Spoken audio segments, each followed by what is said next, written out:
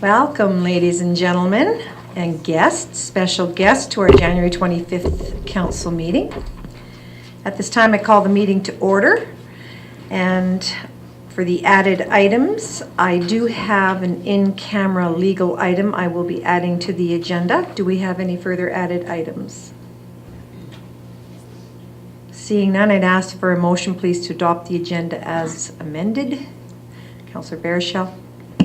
Thank you, Worship. I move to adopt the agenda for January 25th as amended. Further questions? Yes, Mr. Lucas. Or can you switch your name tags, please? I know who you are, but I usually go to the name first before the face. Thank you. Mr. Wagstaff, and then Marcy. The item that you and I had discussed, Your Worship, of moving one of the pieces, 8.C, to presentations and delegations. Yes, so we will also amend the agenda to please take item new business 8C, Olds Minor Association, up to a presentation and delegation. And Ms. McKinnon, did you have also a question? That was, is that our amended agenda? Is the move of that as well as the... In-camera legal. Okay, thank you. That's correct. Did I have another item on there?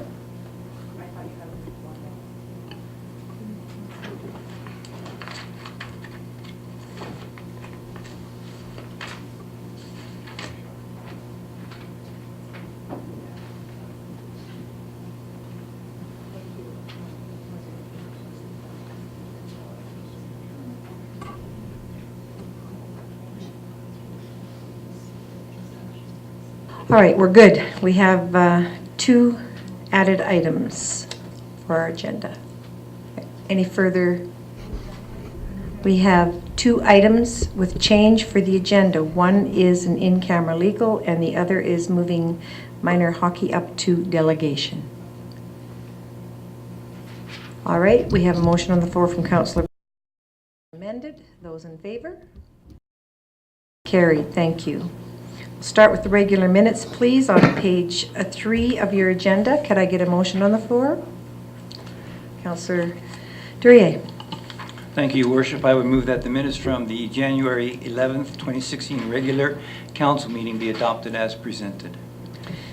Thank you. Do council or administration have questions?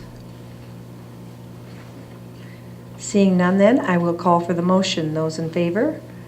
That's carried. Thank you.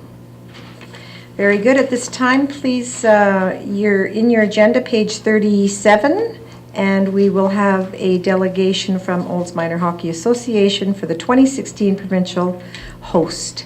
Mr. Wagstaff. Your Worship, I'd introduce to council co-chair for the host committee, Jackie Taylor, and she has a presentation to explain the request. Welcome, Jackie. And we have a mic for you. Yes. All right, I'll probably have my head turned a little bit. Traveling show, okay. All right, well, first, thank you for letting us bump up in your agenda. Our girls have some dry land practice to get to, as well as hockey practice this evening. So that means they don't want any chocolates that a counselor I think they've been Overwater brought? Yeah. Good. Absolutely. Thanks. So what we're hoping to do here tonight for you is to really share with you first how excited we are about having won the bid for the Midget A Female Provincial Tournament, and then also a little bit of the work that we're currently undertaking to be ready for it. So the tournament will run March 10th to 13th, which seems, a little bit in the future, but really when you're planning for what has to happen, we're on the dead run already getting ready. So now, am I just here to move the, yes? There we go, perfect. All right. So Hockey Alberta does have provincial championships for many layers of hockey across the province each year. And we put in for a bid in November for our team to host the Midget A female provincial tournament. We were awarded that late in December. We are quite excited. And there's many reasons why we're quite excited. We have done this before, so we do understand the adventure that we're about to undertake. We hosted in 2009. The very first female ATOM provincial tournament to exist in female hockey in Alberta. So that was really exciting. It didn't exist. We really lobbied for that and said that we would host it in order to have such an event. And then yet, you know, growing that whole world of female hockey, it really championed the cause for our girls, but also girls across the province. Our players are in grades 10 to 12. We have 17 players on our team, and 7 of our players are third years. So these 7 players have been together since they've been the littlest of age, barely skating. And we have 4 of those third-year players with us tonight. The others are at home studying. They have a big physics test tomorrow, a diploma, so we have them making sure they're hitting the books. We really wanted, as a parent group, to really host for 2 reasons for these girls. First and foremost, we love hockey, I think, as much as they do. And for us, we knew it was really their final year. So we wanted to kind of have that last hurrah for them, and we thought hosting the Provincial A tournament would be exactly that. We also feel very strongly that in bringing these events to our community, that there's huge benefit back to our community. And I hope I can share some of what we're thinking in terms of that work. We do feel strongly that we really need to champion not only the hockey, but our community of olds. So we work hard to make this a memorable experience for all. It's a highly competitive tournament. Female hockey, really, this is the second highest level. You have female AAA hockey, and then you have the A level. There are no in-between levels for female hockey. So these girls play at a very highly competitive level. The teams coming will be looking for that competition, and they're all seeking the one thing, obviously that gold medal. But for us as a tournament committee, we really believe in enriching the experience beyond that. We want the girls to walk away having a really strong weekend of feeling like athletes the whole weekend, and really getting that sense of their own athletic leadership through the weekend. So we go pretty hard at hosting a great experience. This group of girls has been to provincials every year since they were the ATOM level. They've won out of their zone. So we've experienced a lot of provincial tournaments, and we've certainly seen them done well. We've also seen them where we were really not sure we were even at a tournament. So for us, we're very committed first and foremost to the quality of the experience, and then the give back into the community. We still have people who are talking about that ATOM female provincial tournament, and in fact it's often used still as kind of an exemplar, a template for how female tournaments or tournaments at the provincial level should be hosted. So that's where our work is right now, is digging in to figuring out all the details of that. We will have teams from across Alberta who do qualify. Teams are not required to pay an entrance fee. And so that leaves the entire responsibility of expenses and planning on the host committee. I will share the expenses of that later on and explain them to you. But really, we do understand that undertaking, so we're doing the heavy lifting right now of getting ready for that. We also have many provincial tournaments that we've hosted here in Olds, and last year's most recent one was our ATOM AA Boys. And so we really have worked as well with some off of their committee to, again, learn from their experiences.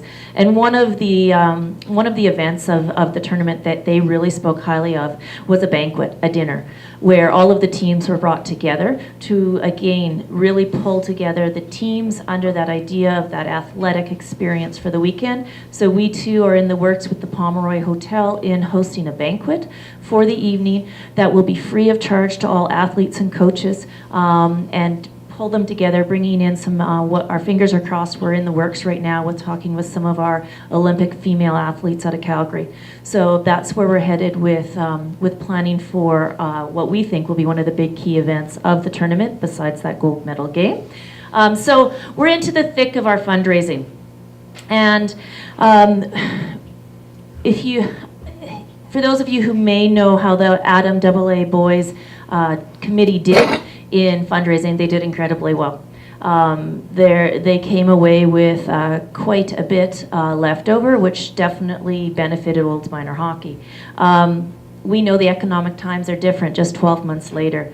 So we're very cautiously going out into the community and really working to partner where people can partner at, and working very strongly right now in presenting to our other service groups. We also have a third of our team from the community of Innisfail. And so we have those parents also working with the Innisfail community to partner in, and it's looking like they as well will come in pretty strong, some of the service groups out of Innisfail and helping us. We are very confident that we will raise enough funds to cover all of our costs, but it's taking work like tonight to just make sure that we reach everybody, share our message, and hope that everyone can help support the event to the levels that are appropriate. We really look again to make it memorable. We go beyond just purchasing the ice time and the refs and having teams show up for games. We do believe that it's important to celebrate further the athlete and to really work on the inspiration of that. So you will see a little bit below here where we speak to our dinner, and it's about bringing the girls together, really together collectively to celebrate who they are as athletes. So we do get into the budget now. The budget that is in, I believe, your handout has a different budget than what I think. Is that correct? Yes. So I wanted to highlight why. We have been presenting. So this one's still in there because we did some presenting last week. But what has changed and why our budget is different here on the screen is we went from an 8-team tournament. So we thought there were a couple of zones that would not be representing in the A division. We were since informed that they would be letting one team into the A division and then pulling a wild card out of Calgary. So we're up to a 10-team tournament. So right away our ice time goes up and our ref time goes up and our costs and our banquets and everything to do with anything for the athlete goes up. So that's where you see the increase in our costs, is we did shift from an 8-team tournament to a 10-team tournament. And so your one copy doesn't yet reflect those. So you can see that our costs really come in with ice, refs. We have Hockey Alberta expenses that are in there. We have to pay for any accreditation expenses, which is really identifying athletes. Clothing, that can be an in and an out, but there is some clothing. So volunteers are required to be identified, so we do need to purchase jackets for our large core of volunteers who will be at the rink most of the weekend. So you can see there's some clothing expense in there. We have some expenses where we've put in music and commentary for the games. We have our opening ceremony bagpiper. We have the team dinner. So we really, again, are hoping that our fundraising efforts will support that. The Pomeroy has been very generous and has gifted us with their banquet room. So that's already, a great addition to our work. But we do have to go after some of the fundraising for the actual dinner. And as you can see, some of your other big pieces then is there really is kind of that player swag, what it is that the players get and are gifted, that are those mementos from their provincial tournament. We do have Player of the Game and Heart and Hustle awards that are awarded, and at this level it's typically a prize that's fairly significant. So we do have those costs in there as well. So you can see kind of the total adds up really quickly. And we then look at where is our revenue going to come from. We do get revenue from admission and passes. We're fairly confident in that number. We feel that's probably a low number that we'll be able to achieve for the weekend. We will be putting together a very strong raffle table with draws. We do sell clothing as well, so we do have an on-site merchandise provider who does give us a 10% back into the tournament. As well, we will have some program sales, and we will have some of the tickets for our dinner for sale. We do not gift all 400 seats. We gift to the athletes and the coaches. So there you can see our overall budget from expenses and revenue, which is now the hard work we're doing, is to work to accomplish that. So our girls, who I will get here in a minute to stand up, and I do love it when you have some great questions for them. We've done this in front of some of our other service groups, and bringing them with us. They don't understand all the numbers we're crunching because we're moving pretty fast on this, but what I do want them to learn from the experience is who's out there in our community that when you're putting on community events are very important partners in those. So we are going in front of the service groups, and I think them here being with you for this town council meeting might very well be their first look at municipal politics alive and well, hey? Yes, so that's very important to me, is to bring them out and learn from this experience along the way, and hopefully take that into their life as future citizens in their communities as the adults doing all this work. So that really is our presentation summed up. It's the work we're doing. We're excited by it, but we're definitely already putting in the long hours. So girls, if you could just stand up quick and introduce yourselves, please. Maybe starting with Kel or Dana. We have the twins. I know them from forever, but for whatever reason, I just mixed them up. I'm Dana Leonard. I'm Kira Davidson. I'm Janelle Graham. And I'm Kelly Leonard. So these are 4 of our third years. And I would love it if any of you had questions of them. Wow, that was an excellent presentation and information sharing with council. I'll open the floor to council if you do have any questions that you would like to ask the ladies. You pretty well filled in all the information we needed. Councillor Duryea? Thank you, Mayor Dahl. Not a question, but I am friends with, and I don't know her last name, Krista, and she's on the girls, the college team, right?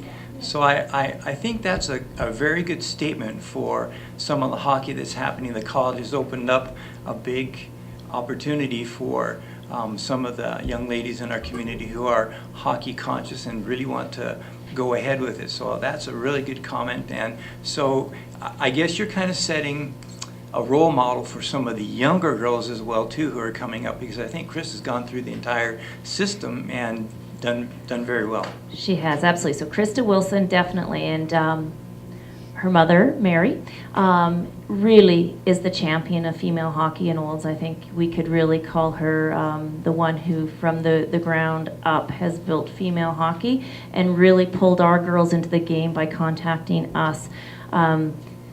Definitely Mary is somebody special who we want to have help us with this tournament, and she is going to, but we also we do want to honor her a little bit. She doesn't know that yet, but we do want to pay special tribute to Mary. We have many girls out of Olds minor hockey who are very successful at the collegiate level, and we have 2 standing here today who, with the St. Trojans, just found out that the St. Trojans would like them to join them there next year. So our girls are very successful at going on to that collegiate level for sure. Congratulations. Councillor Baerschel? Make sure you tell Mary she's the matriarch of female hockey. She'll appreciate that. Are you guys going to win? No. Are you the favorites? Real answer. Are you the favorites? Yes. Okay. Good luck. Thank you. Councillor Harper? Well, I wish to congratulate Ms. Taylor and the team for putting together the winning bid for a provincial competition. I know it's really hard, and having been part of provincial competitions, I know how exciting it is for the players and what an economic boost is to our community. And that's what we as council have to concentrate on as well, is the economic benefits to our community for our hotels and our restaurants, as well as our retail people. So I think you will be good ambassadors for our community, and make sure you encourage people to go and spend money in our community. We will. Councillor Harper, that's excellent. I meant to mention it earlier, and I wasn't sure how much to put that in, but I do believe in that strongly myself. Growing up in Olds, I feel very much attached to all that Olds is and its success. So we are working hard right now to go that extra mile. We're going to be connecting with Uptown Olds, working with them to have a special spread in the middle of our brochure that really encourages all of our families to get down to Uptown Olds during those 3 days that the businesses will be open. We're working with our restaurants to partner with them to connect teams to all of our restaurants in town. Having gone to tournaments ourselves in the past, we're as guilty as the rest. You look for the big BPs, right? You head to the one restaurant, you go to what you're familiar with, We want to expand that. We really want to connect to all of our restaurants, both at the big restaurant level and the small restaurant level. So we're right now getting out there, pounding the pavement, working with those business partners to really find ways to connect 10 teams. There will be 200 athletes here that weekend, combined with coaches and their families. So it's a very busy hockey weekend. We also have all of those teams, 5 who will be incredibly close in proximity to Olds, which means extended family are likely to arrive as well. So the closer you tend to be to the event, the more of your family who will come and watch you and see you. So we have 2 Calgary teams. It'll either be an Okotoks Lethbridge team, a Brooks or Airdrie team, and we have Red Deer and ourselves, right? So you have a significant number of teams who are within an easy day drive to come see games. So through our advertising, which will both be in a brochure, but as well really trying to promote that up on the walls at the arena, and at every chance we have a mic with people in the arena, we're going to strongly connect them to getting out into our community and reminding them that the community is giving them a fabulous experience, and we really appreciate if they get out there to the community. So we promise you that is absolutely, we're working on that right now. Thank you. Resolution and a comment, Councillor Baruchel? You bet, I'll make that. But I want to say maybe now you can hint to some of the powers that be that maybe they turn the heat up in our arena for this wonderful event, since we're going to have all those people. Hey? We better be careful what we wish for. It might be an early spring and it might be 20 degrees outside, so we better be careful. Yeah, but Never can be yeah. warm enough. I'll make the motion if somebody would put it on the board there for me. Can't be that difficult. Tell me what page it is. 37? I'm sorry, give me 1 second here. I'd like to move the sponsorship. First of all, thank you for the presentation, and move the sponsorship of $1,000 to be given to the Olds Minor Hockey 2016 Midget A Female Provincial Championship Tournament to be held March 10th to 13th, 2016 to be approved. Thank you. I'm looking at these athletes in front of me, these ladies, and a passion for me when I was young too to play hockey, but I never got to go to the level you were, so I only got to play with the boys outside, and I kicked butt. So you will too. So we have a resolution on the floor, or do we have any further questions? Seeing none, we'll call for the vote. Those in favor? That's carried. We will be there. Thank you. Make sure you know everything about it, so we'll see you there. Yes, thank you. Take care. Okay, point of order. My recording clerk was 100% correct. We did have an item in item 8E. I'm sorry, ladies and gentlemen, I'm reverting back to, and the adoption of the agenda is presented. We have a map, Municipal Area Partnerships Terms of Reference, item 8E, that we did have. And if you give me permission, can we please add that to the agenda? Entertain I was hoping that you would just amend the amendment? I think we'll just add it because it was on the agenda, and so we'll leave it as a friendly amendment if that's okay with council. So I'll move that we add item 8E, map terms of reference, onto our agenda. Thank you. All those in favor? That's carried. All right, we're going to go back now to the business arising out of the minutes. Does anyone have business arising out of the minutes? Seeing none, then please move down to page 7 of your agenda. This is a road closure bylaw and consideration for first reading and public hearing. Mr. McGinnis?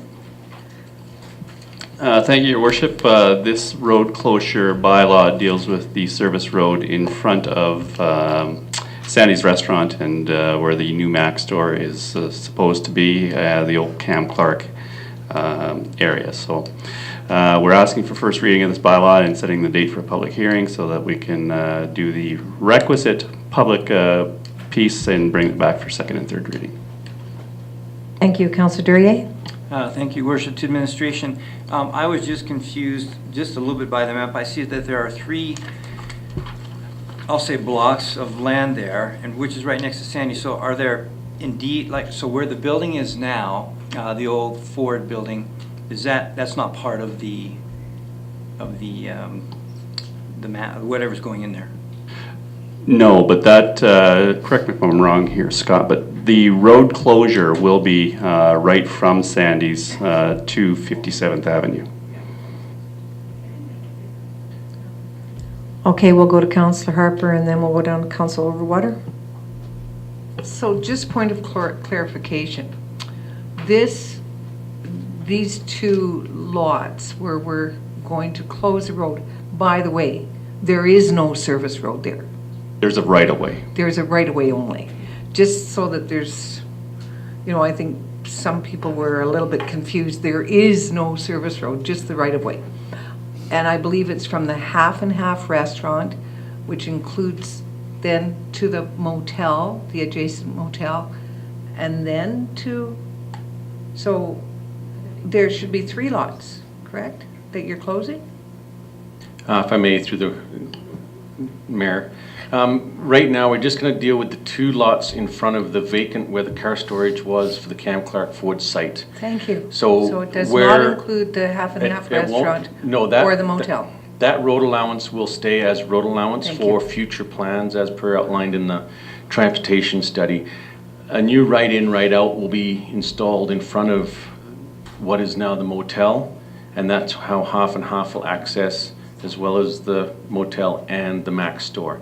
In the future, as plans come for even as far back east as Tim Hortons, in the future, that access will actually be closed as well, and then there will be a service road created through there.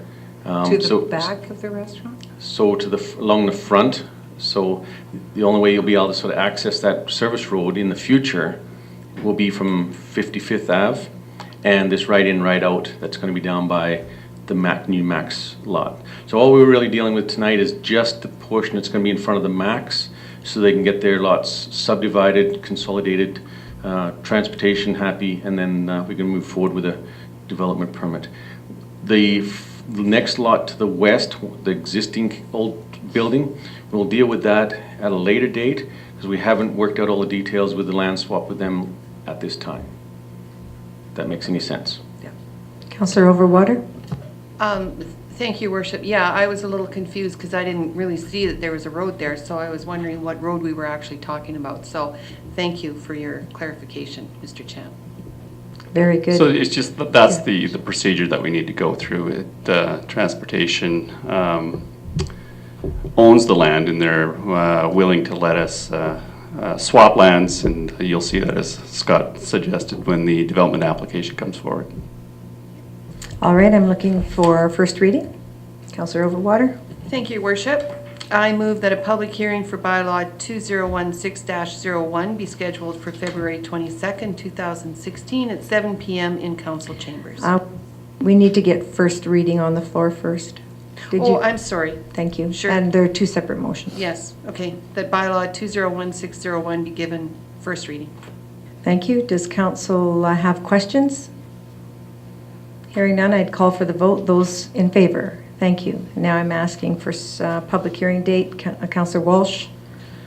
Yeah, I move that a public hearing date for bylaw 2016-01 be scheduled for February 22nd, 2016 at 7 p.m. in council chambers. Thank you, Councillor Walsh. Questions? Councillor Harper? So when this road closure takes place, title to the land for this portion of land goes to the town of Waltz, correct? And we retain title to this piece of property, or does it become down the road amalgamated with Lot 2 and Lot 3, and exchange they give up other property? Is that correct? Correct. In alignment with the approved Highway 27 functional plan. So there was, in the functional plan, if you recall, service road that goes up behind the old Cam Clark Ford building and exits onto 57th Avenue. So yes, there will be land swaps to accommodate that access onto 57th. Anything to add? Councillor Durier?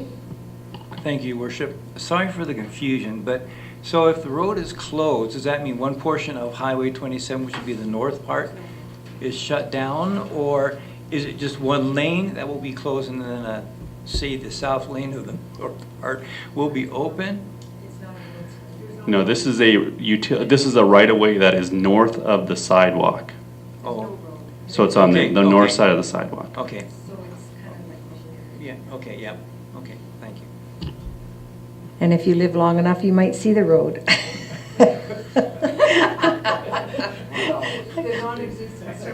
That's right.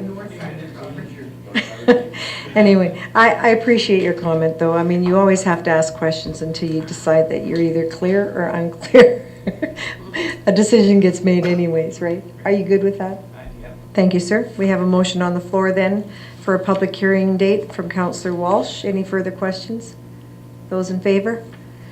That's carried. Thank you very much. Now, page 12 of your agenda, please, item 6B, and this is a borrowing bylaw, which I will ask council for all 3 readings this evening, and this is for our line of credit to our new bank, Alberta Treasury branches. Councillor Overwater, do you want to start that? Sure. Thank you, Worship. I move that bylaw 2016-03, being a borrowing bylaw to establish a line of credit with Alberta Treasury Branch for the purpose of paying operating expenses, be introduced and given first reading. Questions? Councillor Harper? So why do we not have it within this motion that the borrowing bylaw to be to a maximum of? It just seems wrong to have a motion to establish a line of credit without a dollar figure to it. Mr. Lucas? You're absolutely correct. It should be there. So 500,000. Could you please add 500,000? You can start the Okay, so. purpose to a Okay. maximum of 5,000. To establish a line of credit to the maximum of 500,000. Thank you, Councillor Et cetera, Harper, et cetera. for bringing that to our attention. You've got that, Marcy? Any further questions? Those in favor? That's carried. And Councillor Bennett, would you like to make a motion? I move that unanimous consent. Second one. Oh, okay, sorry. I move that bylaw 2016-03, being a borrowing bylaw to establish a line of credit with Alberta Treasury Branch for the purpose of paying operating expenses, be given second reading. In the amount of 500,000. Maximum To amount a of maximum right. of 500,000. Thank you, Councillor Bennett. Any questions? Those in favor? That's carried. I'm looking for unanimous consent. Councillor Duryea? Thank you, Your Worship. I would move that unanimous consent be given to the present borrowing bylaw, to present borrowing bylaw 2016-03 for third reading. That's correct. Do we have any questions? We're all good to move forward for third reading? Those in favor?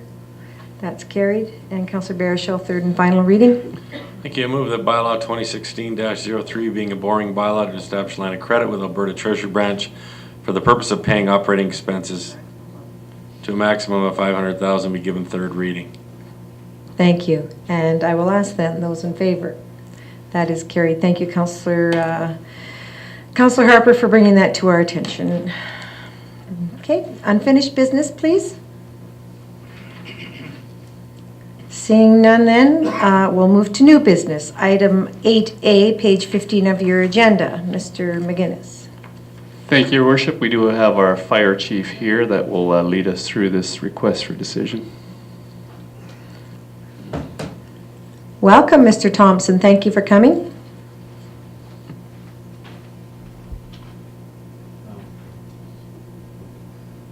Is that better? Perfect. No, thanks for having me in. Happy Robbie Burns Day for those that know what that means.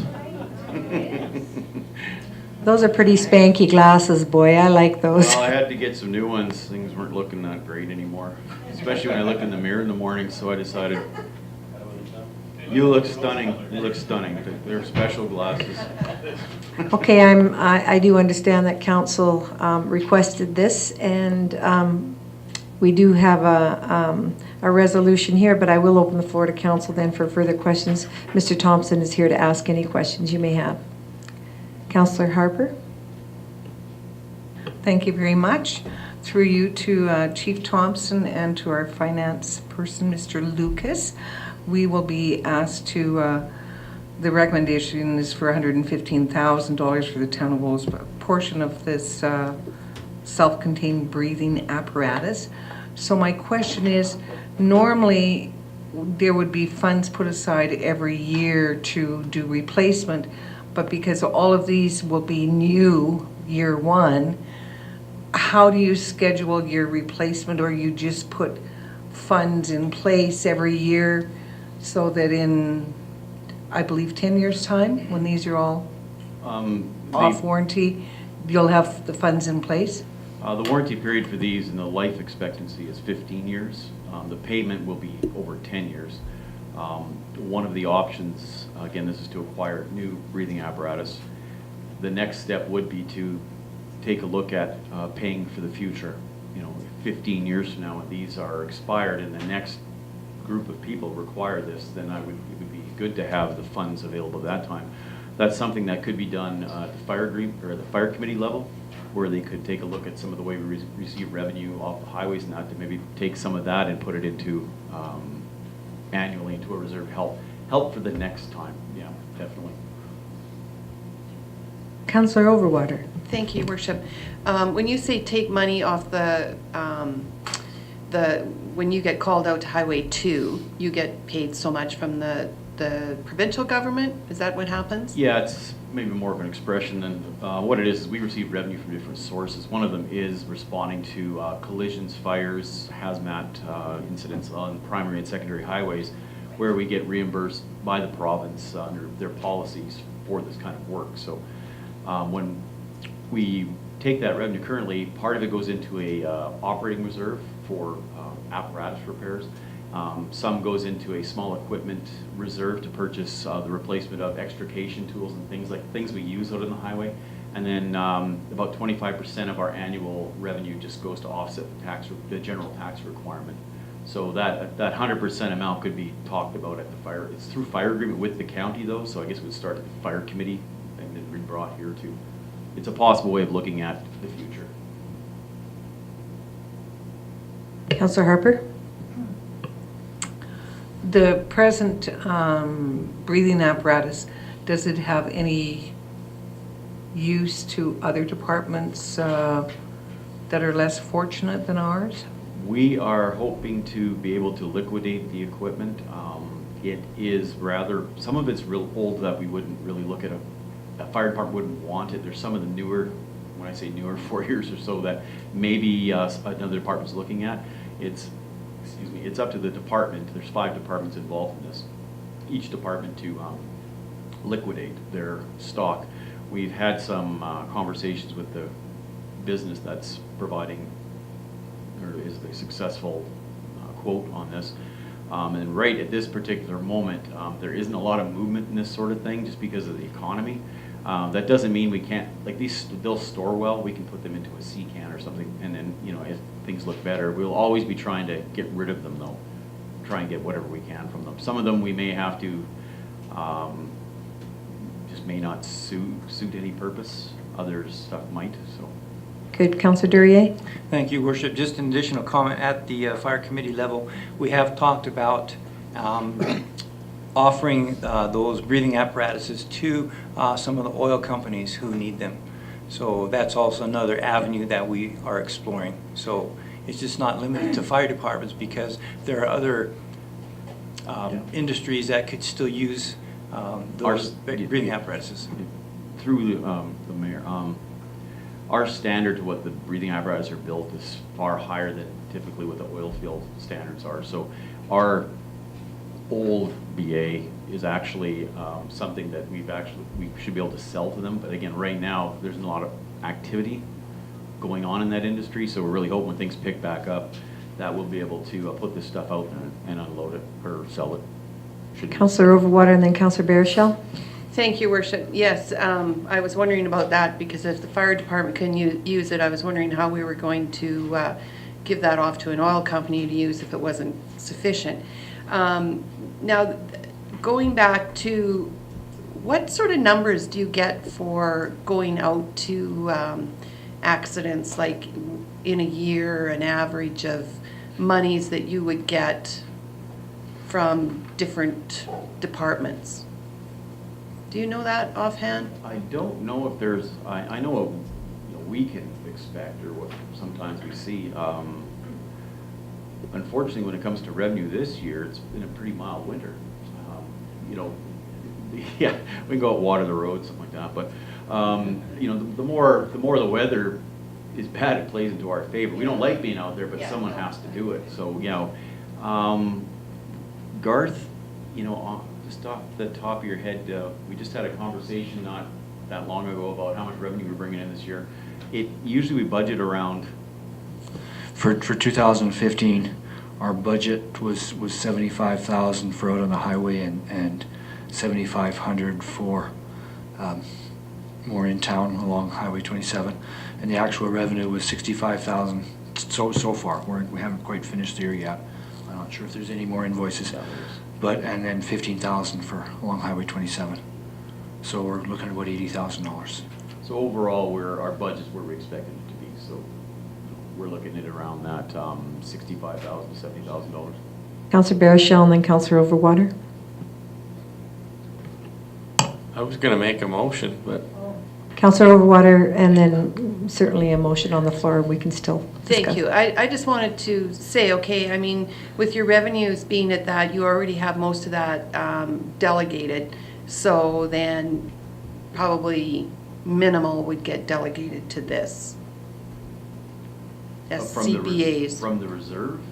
No, like you get so much in the budget, there was so much revenue, and so that revenue, you've already delegated that to different purposes. So really, the revenue that you're getting would not go towards this 115,000. Not to this 115,000. Yeah. However, we can look at how we disperse the revenue we do gain to the future, like I said, setting up for the next time, so we're not coming back in 15 years and hopefully we just have the money in the bank, so to speak, or a lot more of it. Mr. Lucas? In 2015, we budgeted 15,000 for the breathing apparatus. It's not going to be spent in 15, so it'll be put into a reserve. In the capital budget as being presented tonight, for 2016, there's another 15,000. So if we do the 15,000 per year, and we have done that in the past, and so there's some money in reserves for this. It's not quite enough. We'll have to borrow a bit against some of the other reserves, but at 15,000 per year, we'll have replaced it in 6 years. Good. Councillor Baruchel, go ahead with your motion. ain't no problem. My son sells his running shoes on Kijiji. If you're looking, they sell stuff on there. If you need some tips, maybe I can send them over. I move that the $115,493.55 urban portion of self-contained breathing apparatus purchased for the town of Olds Fire Department be approved. Last questions? Nope, seeing none then, I'll call for the vote. Those in favor? That's carried. Thank you for taking time to be with us tonight, Mr. Thompson. Thank you. Page 33, please. Item 8B, Olds High School. And this is the 3A basketball provincial host looking for a donation. Mr. Wagstaff, did you want to touch base with that before we put that on the floor? I would, Your Worship. The high school was going to have a couple of representatives come tonight, and then as you heard earlier, it's departmental time. So I had a call today to indicate the 2 teachers that were going to attend are still doing some sessions tonight that they hadn't planned on doing in preparation for a test tomorrow. I guess grade 12 departmentals are a little important to many. This is another opportunity that our community has been blessed with being able to host a double boys and girls 3A basketball, which is the division of school that Olds High School is in. The following weekend after the weekend that you heard the Olds Minor Hockey hosting their provincials. So it's a very busy couple of 3 weekends in a row actually for our community, which is the type of thing that we've been striving for, to have community groups bring in festivals and and tournaments and things that'll help fill our hotels and our restaurants and just bring some activity to the community. As has been presented, and I didn't make this comment earlier, but I would have, there has been a precedent set that we've encouraged our youth minor sports to attract these types of tournaments, and this is another way of being able to support that and support our businesses in town at the same time. Yes, thank you. Councillor Bennett? Thank you, Worship. I move that a sponsorship of $1,000 be given to the Olds High School 3A Basketball 2016 Provincial Championship Tournament to be held March 16th to 19th, 2016 be approved. Any further questions? Thank you. I'll call for the vote then. Those in favor? That's carried. March definitely is going to be a busy month in this town. All right, item 8D, please, page 47. And this is the capital budget looking to be approved this evening. Mr. McGinnis? Thank you, Your Worship. The proposed capital budget has been in front of council a number of times at a regular council meeting on November 23rd, special council meeting on November 30th, and at the P&P meeting of December 7th and December 21st, where it was administration was directed to bring the capital budget to council this evening for final approval. So most of the information you need is in the RFD, and if you have any other questions, either myself or Mr. Lucas can answer them for you. Thank you. Before council puts a resolution on the floor for this, I'll open the floor for council for any discussion with or questions. I will wait until the last, and I will start with council. So Councillor Overwater and then Councillor Harper. Thank you, Your Worship. I have a few questions. I still see the in-car camera on there for $7,800, which I don't believe I'm really in favor of that. And I still see the half-ton truck replacement operations for 30. We were supposed to have a vehicle policy come back. That hasn't come back. And I thought we were going to discuss looking into about the solar-powered pedestrian crosswalks. And I know this is a very important one, advanced green turning signals on 57th Avenue, but I know we really need it, but I'm thinking that we really should be advocating for the government, for them to pay for it, transportation. I don't feel that we should put that on our citizens if we don't have to. So I would like to see some of these addressed here. Thank you. We'll just go around the table and hear everyone. Councillor Harper? Actually, Councillor Overwater brought up some of my concerns, except for I don't have a concern with us putting $90,000 in a advanced green turning on 57th Avenue. We are going to be faced with a very horrific accident at 57th Avenue and Highway 27, where we are going to have loss of life eventually, and I don't want it to be on our watch.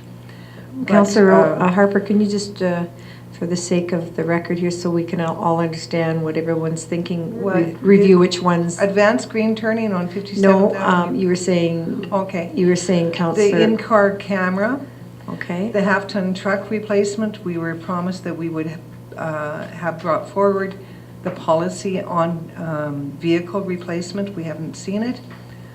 The solar-powered pedestrian crosswalks, 4 locations. I understand that's once again health and safety, but right now we have a solar-powered pedestrian crosswalk in all my travels on 57th Avenue, north of Highway 27. I have yet ever to see that crosswalk activated, and that's in a year. So I think we need to do some more serious thinking about that. And we have a solar lighting continuation in our parks for $40,000. And we also have Centennial Park revitalization for $240,000, which we did apply for a Canada 150 grant. and we were denied. We have not had enough public input on revitalization of Centennial Park for us to be spending $240,000. Thank you. Who else would like to speak? Councillor Baruchel? I agree with all those things, except for one. I'd like to have more discussion over the advanced green turning signals, because while I appreciate Councillor Harper's comments, the logic to me that we're going to go and fix the mistakes of the provincial government, or the lack of attention to a matter there, seems to be a relatively slippery slope. So, but I mean, I'd like to discuss it more, plus all the other issues that my fellow councillors have identified. Thank you. Councillor Duryea, is there anything you'd like to speak to? And Councillor Bennett's good. Thank you. The one that I would concur with is I would like to see another look at the solar-powered pedestrian crosswalks. I really want to know a little bit more about how these solar lights work, and I'll give you the example again of the one on our walking trail, for example. Maybe that's... Your worship, are you referring to the crosswalk or the solar lights continuation? I'm actually looking here where it says solar-powered pedestrian. Oh yeah, you're right. But still, I agree with my colleagues that it's something that perhaps we want to just make sure that we're picking the correct locations for. The uptown street replacement, can you please explain to me what you mean by concrete replacement? It says concrete replacement. Yeah, through the worship. So with the uptown concrete replacement will be part of the continuation of the street lights. So when we put the decorative lights continuing further, I guess be north of where we're at now. Is that correct? Yeah, okay. Okay. Yeah, so we have to, look at doing the sidewalks there, but in turn, when we dig down and put new street lights down on either side, we'll be doing concrete replacement at that time as well.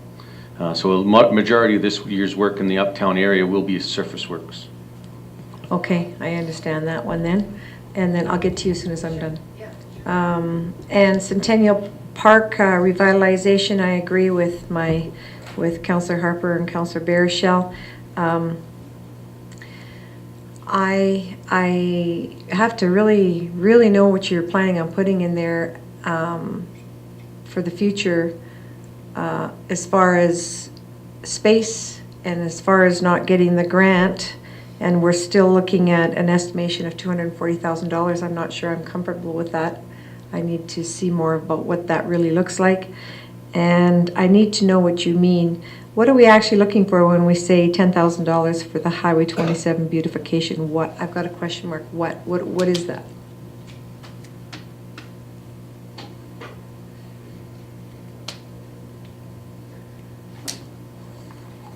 And then I'll go to Councillor Overwater.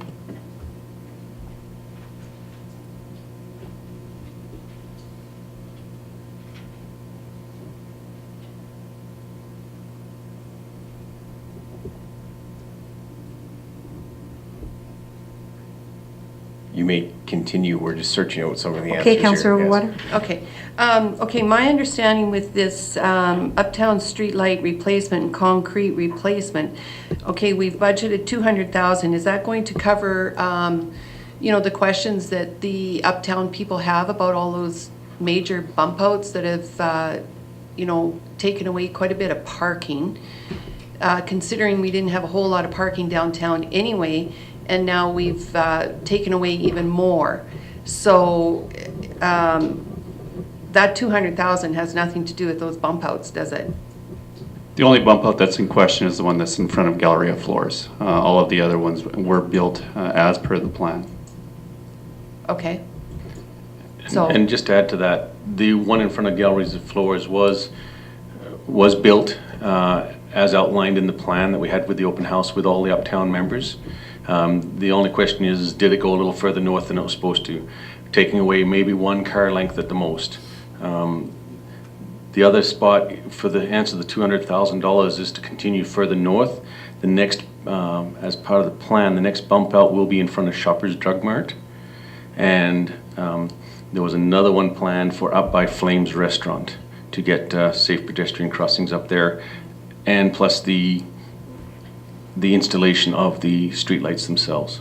So we feel that 200,000 is adequate. Just, yes. Okay, so these bump outs are for pedestrian safety. My idea, those are pretty big bump outs and great distances for pedestrian safety. My understanding is that from the Uptown Olds people, that there's a whole lot more parking stalls that are taken away versus what actually you have taken away. They didn't realize that there was going to be that many parking stalls taken away. So for everything we did previous to this year, there was basically one parking stall, maybe two at the most, were taken away in front of the liquor store. Anywhere else, there was no parking from that spot to the corner anyhow, in front of fire hydrants and things like that, you can't park. So there was no stalls lost for those. The only one, again, back to the gallery of floors, is that people were used to parking wherever, not allowing for people to cross the street in a safe manner, having people trying to go between cars. Straightening up the crosswalk makes it safer, more appealing, and at most, you know, with the open house, there were going to be two stalls lost anyhow.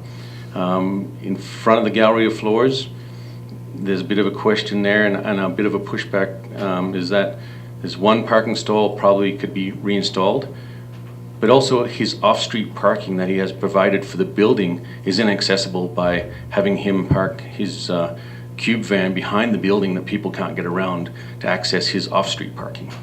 That compounds the problem. That's an interesting comment. Councillor Harper?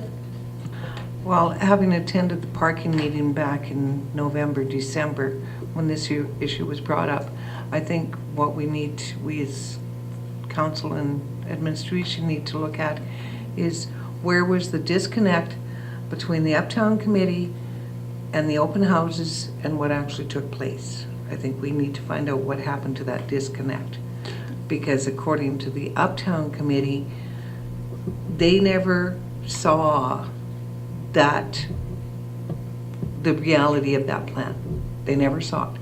So we'll move on to that, because now we're talking about budget. And I'd like a little further explanation about the wayfinding project to the cost of $95,000 under our roads.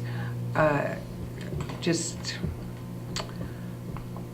you know, provide a little bit more information, you know. I seem to have forgotten what the wayfinding project is about. Your worship, I am now better prepared for three of the answers. Move forward. With regards to the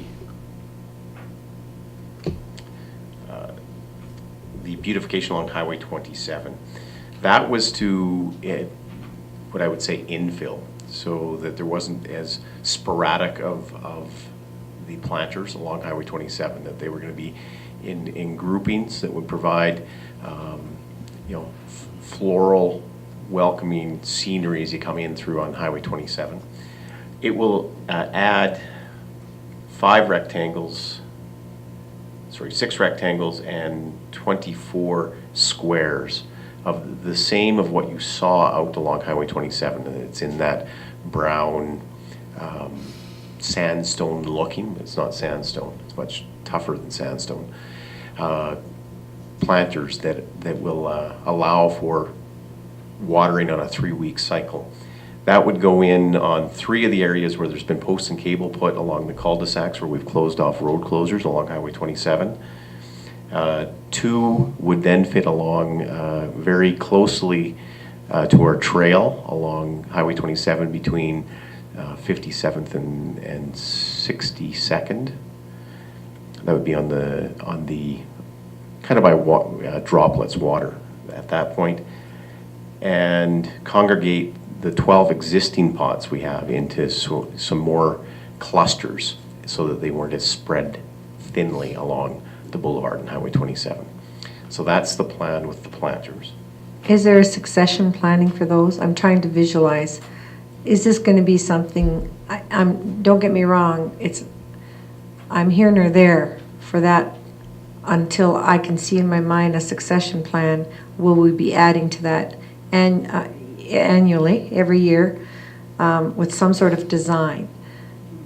Like where are we going after we put $10,000 and put that out there? What is it going to look like in the future?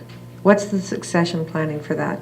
Until we have that, I would like to, personally, I would like to see that plan in place for a succession before I put $10,000 out of the taxpayer's budget into something that we don't really have a future for.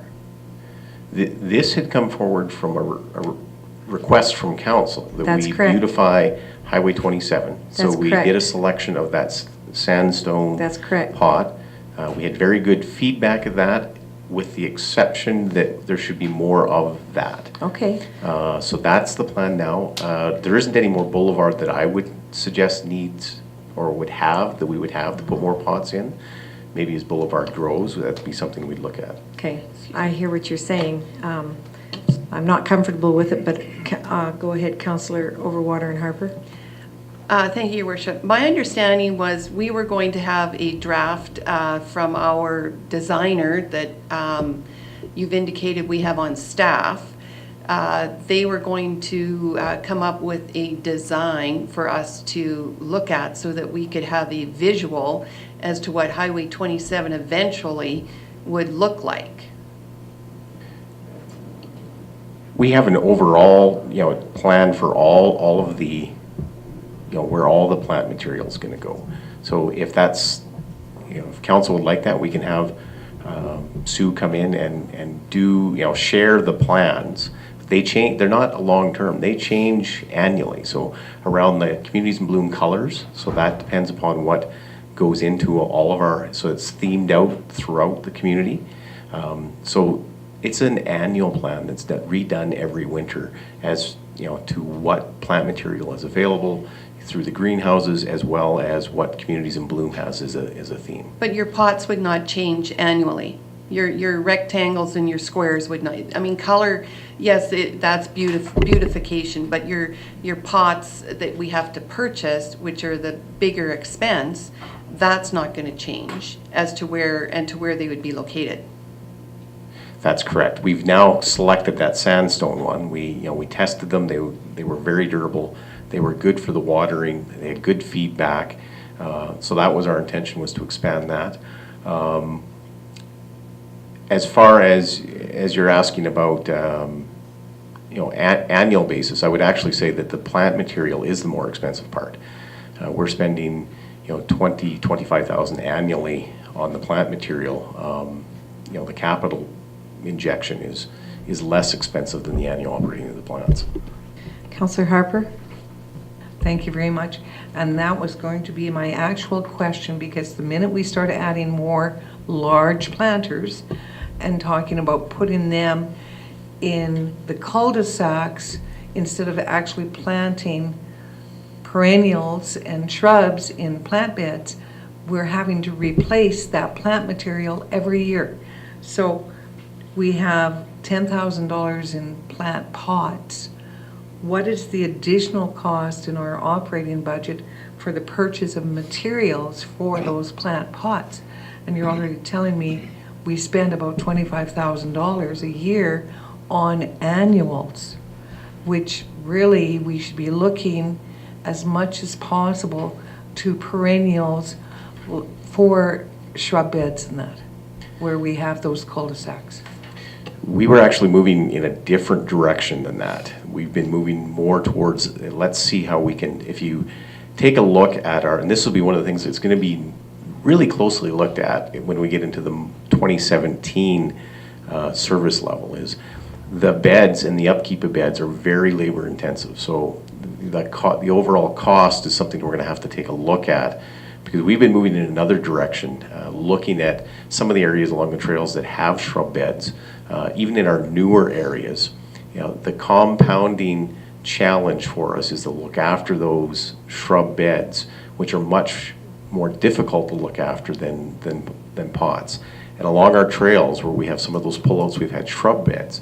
We've had discussions with some of those developers about still having the trails and having that sort of pullout, but instead of putting in place shrub beds, have places where we can put pots that are nice and decorative and that we can upkeep, and look at that balance closely on what are we putting in for labor operating expenses as compared to annual plant material operating expenses. So we've had those discussions quite at length, and we're looking at moving in that opposite direction of going, instead of putting those shrub beds in, looking at how we can, you know, make that easier and, you know, more beautiful that way, with pots. Thank you. Councillor Bennett? Thank you, Your Worship. I'm not sure what I am. I think I'm disappointed in hearing the balance of this. And I'd certainly like Sue to come forward and have a discussion with us at some point.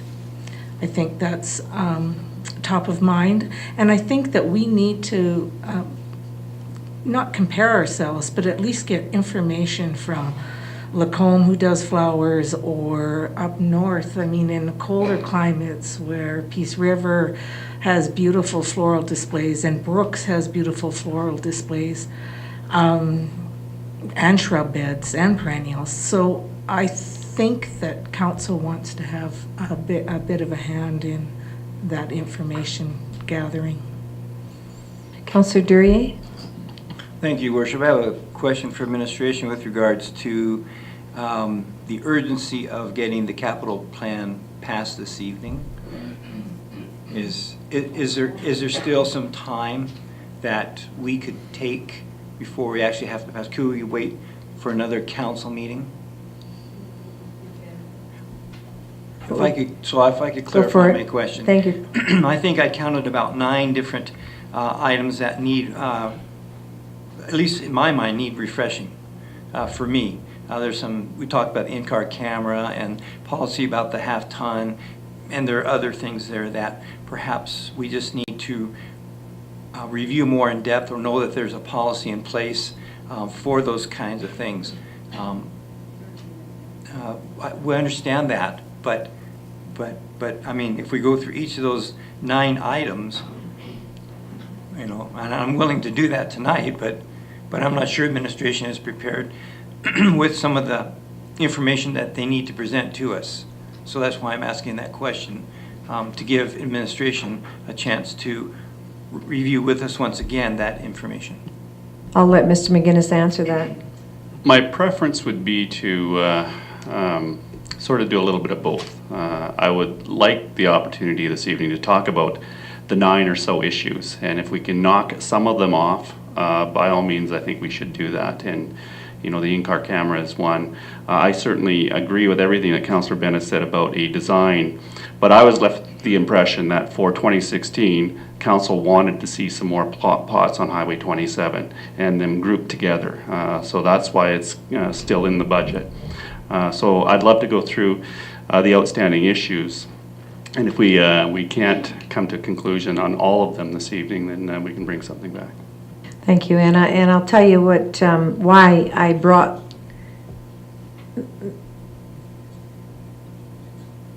okay. I don't know what he said, but you can tell me later.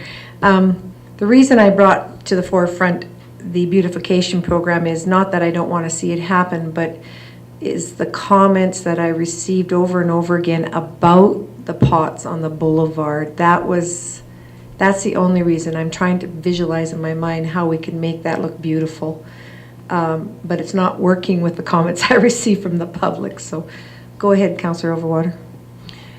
Yeah, to you, Mr. McGuinness, you're right. I mean, there are some things that we can just sort of knock off here, but when we talk about the beautification, as Mayor Dahl has said, is that we did want to see some sort of plan come forward, and we never did see the plan come forward. I think we have asked, because we asked if there was a designer, and we said we should have a designer, and Mr. Wagstaff did say that we have a designer. So it would be nice if she or he could actually come here, show us what she has in mind for Highway 27. My idea for Highway 27 right now is not on where we're closing out the roads. It's that ugly meridian from Walmart down to 57th, I guess, is where we need to do something there, because it's such an open expanse and we have weeds growing up through the concrete. So that was my thought on 27.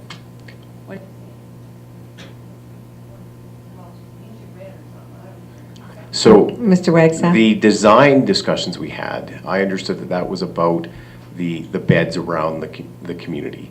As far as the boulevard was concerned, I understood that that was because they were too sparsely spread out. So the proposal included both. It had 9 of the pots to go along some of the cul-de-sacs, which we had heard also needed some sprucing up at those areas, as well as clustering so that there was more of those plant pots along Highway 27. So it's the combination of the two.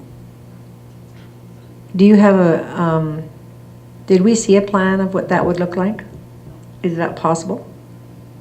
On Highway 27, I'm not certain. I mean, there's one that has X's on a sheet of paper where it's going to go. I'm not sure that would give you any more visual other than to say what you saw last year, but clustered together so that there isn't the sparse pots throughout.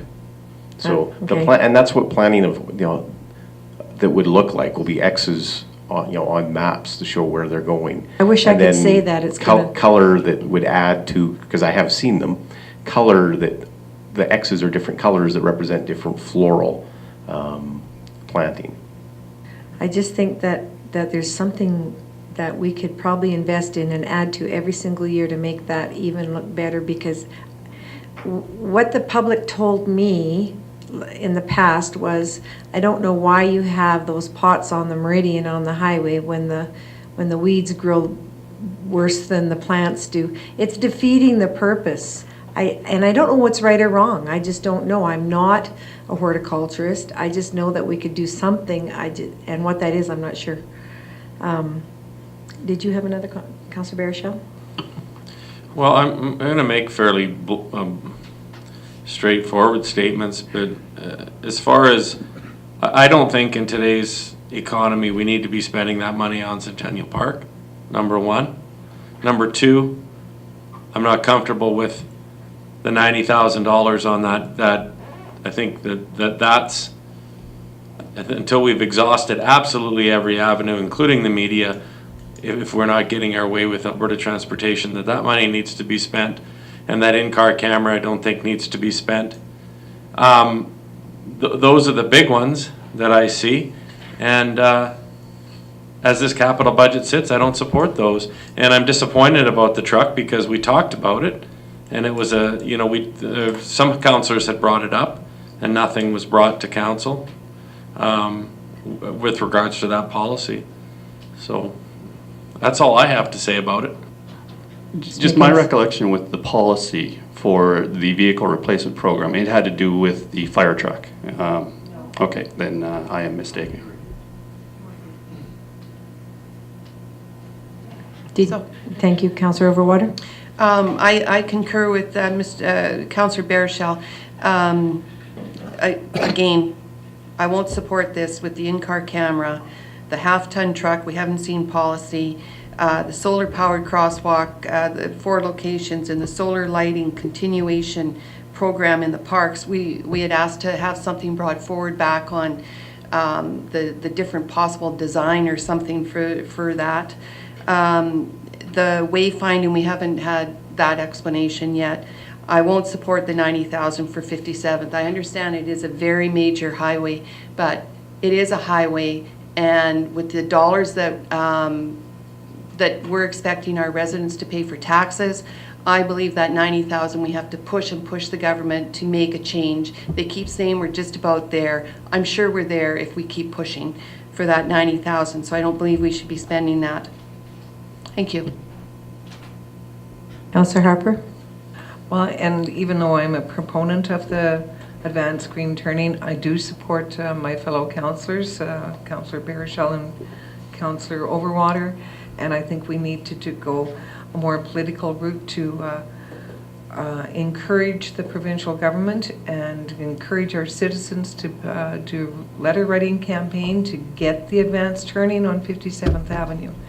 And I would also further, until we can have a clear idea, I think we'd spending another $10,000 on Highway 27 beautification for this year is not a good move, because it's not just the $10,000 for the plant pots, it's the additional money for plant materials when we don't have a clear plan.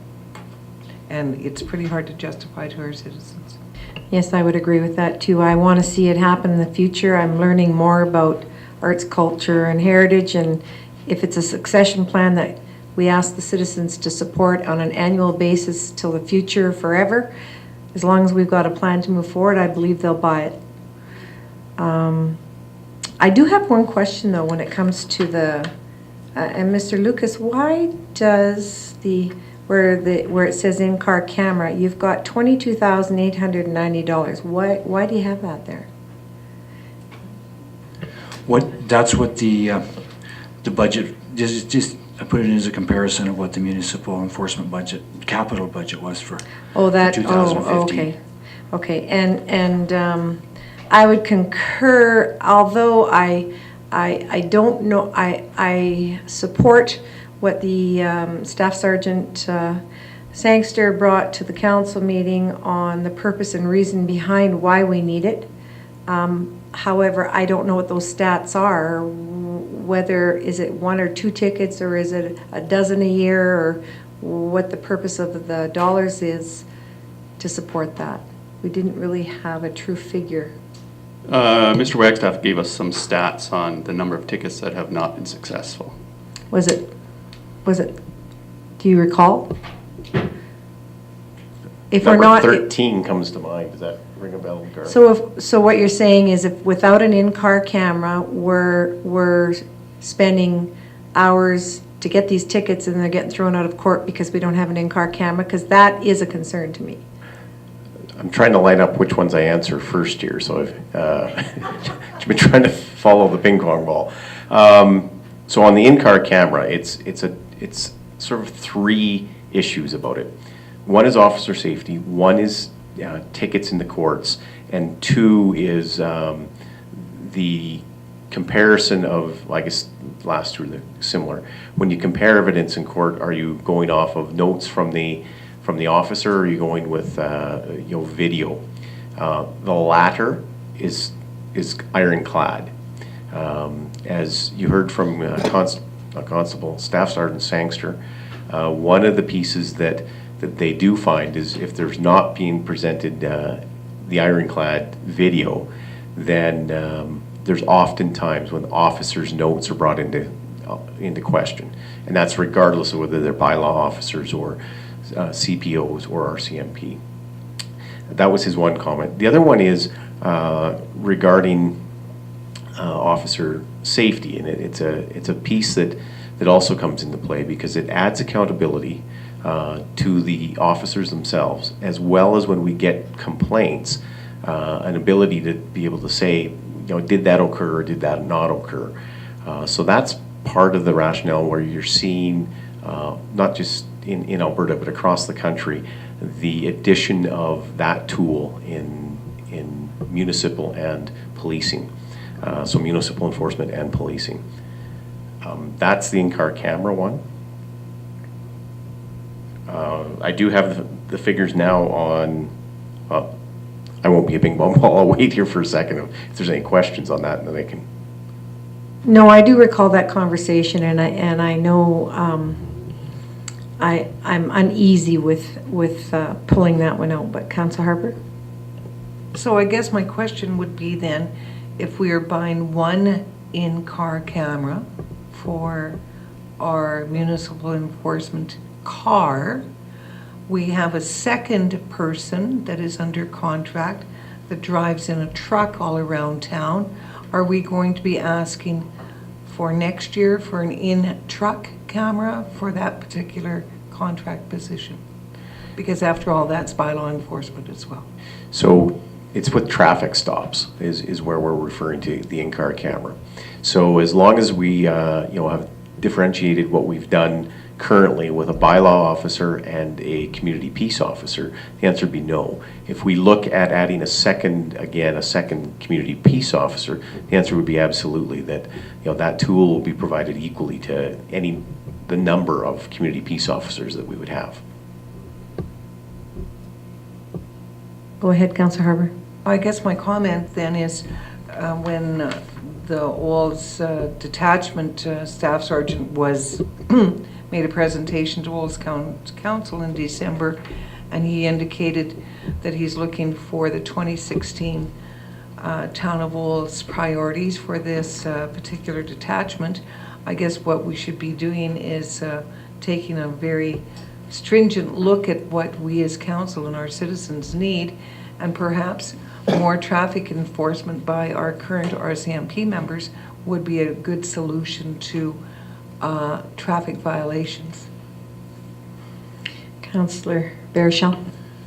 Okay. I'm just going to take issue with the comment that those 13 tickets, and correct me if I'm wrong, are you saying that those 13 tickets would have more than likely stuck if there was a camera? Because I don't think, a lot of those were tinted window tickets that were bounced and things like that. So I really don't think that, I can appreciate the argument of safety, I can appreciate that. But as far as making these tickets stick, I think is a misrepresentation of what that camera's there for. I really, in hindsight, and it pains me to say this, that Councillor Harper was so correct years ago when we talked about what we were looking for. I don't mean that actually. I'm happy to humbly say how correct you were, but how going into this enforcement area of traffic I supported, but I'm second guessing that in light of some of the other issues I see in our town as far as bylaw enforcement.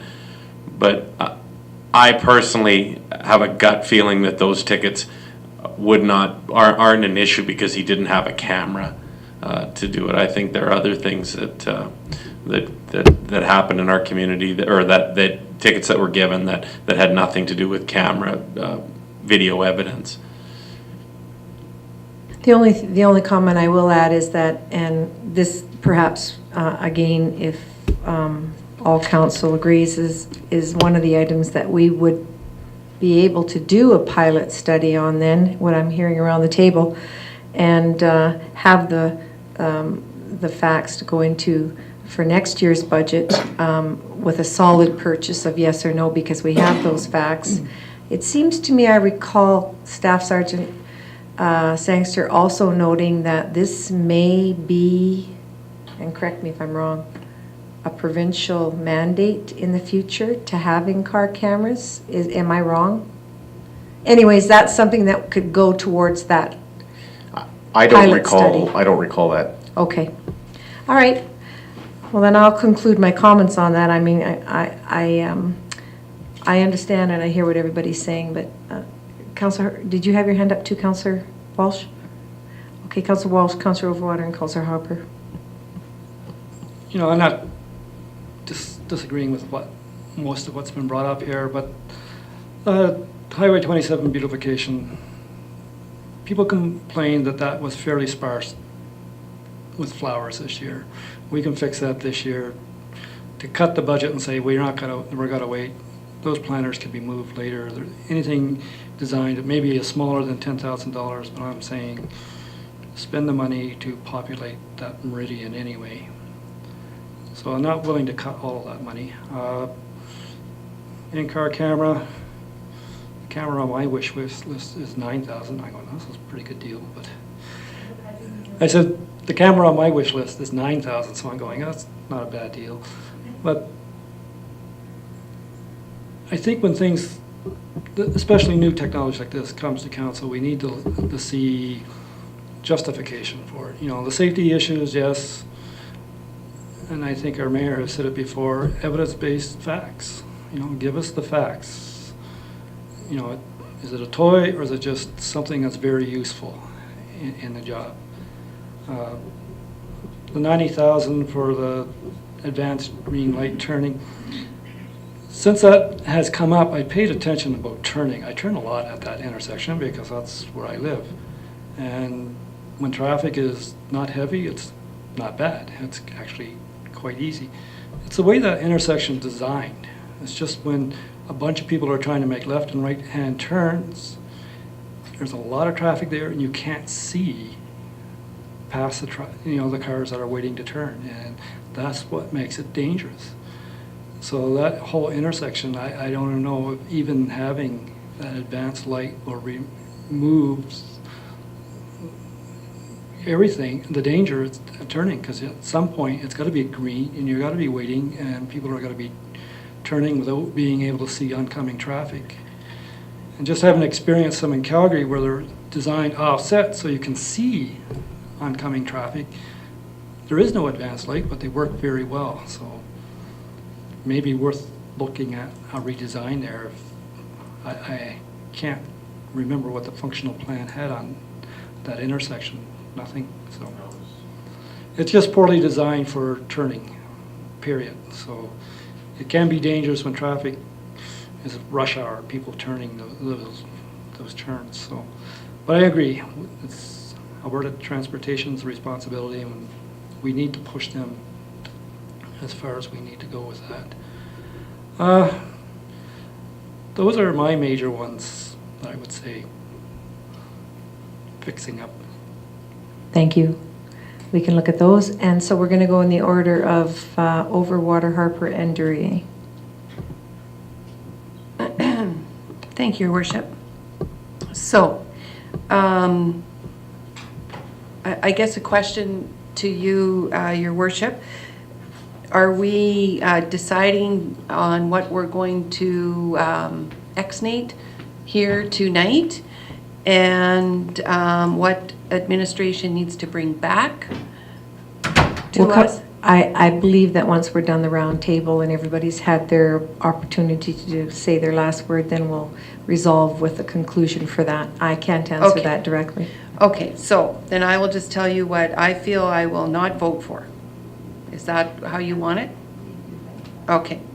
The camera, I feel we need more stats. What's happening? Shall I, before we get to that, Your Worship, shall I provide some of the information that we looked up here? That's very good, yeah. We have an order of what everybody wants to talk about, so that's fine. Go ahead. On wayfinding, there was a question about the $95,000 on wayfinding. So wayfinding has been one that has been on the radar for some time in our community about, as we've grown, we're no longer that small community where you can find our communities, our neighborhoods, and our amenities easily within town if you're not from town. That's been pointed out in a number of reports to us. So the $95,000 was twofold, and the emphasis is on the latter. But the first one is a wayfinding master plan to be completed in 2016. That process will take approximately 16 weeks. That would be contracted out to some expertise. Any number of different companies can provide that kind of expertise.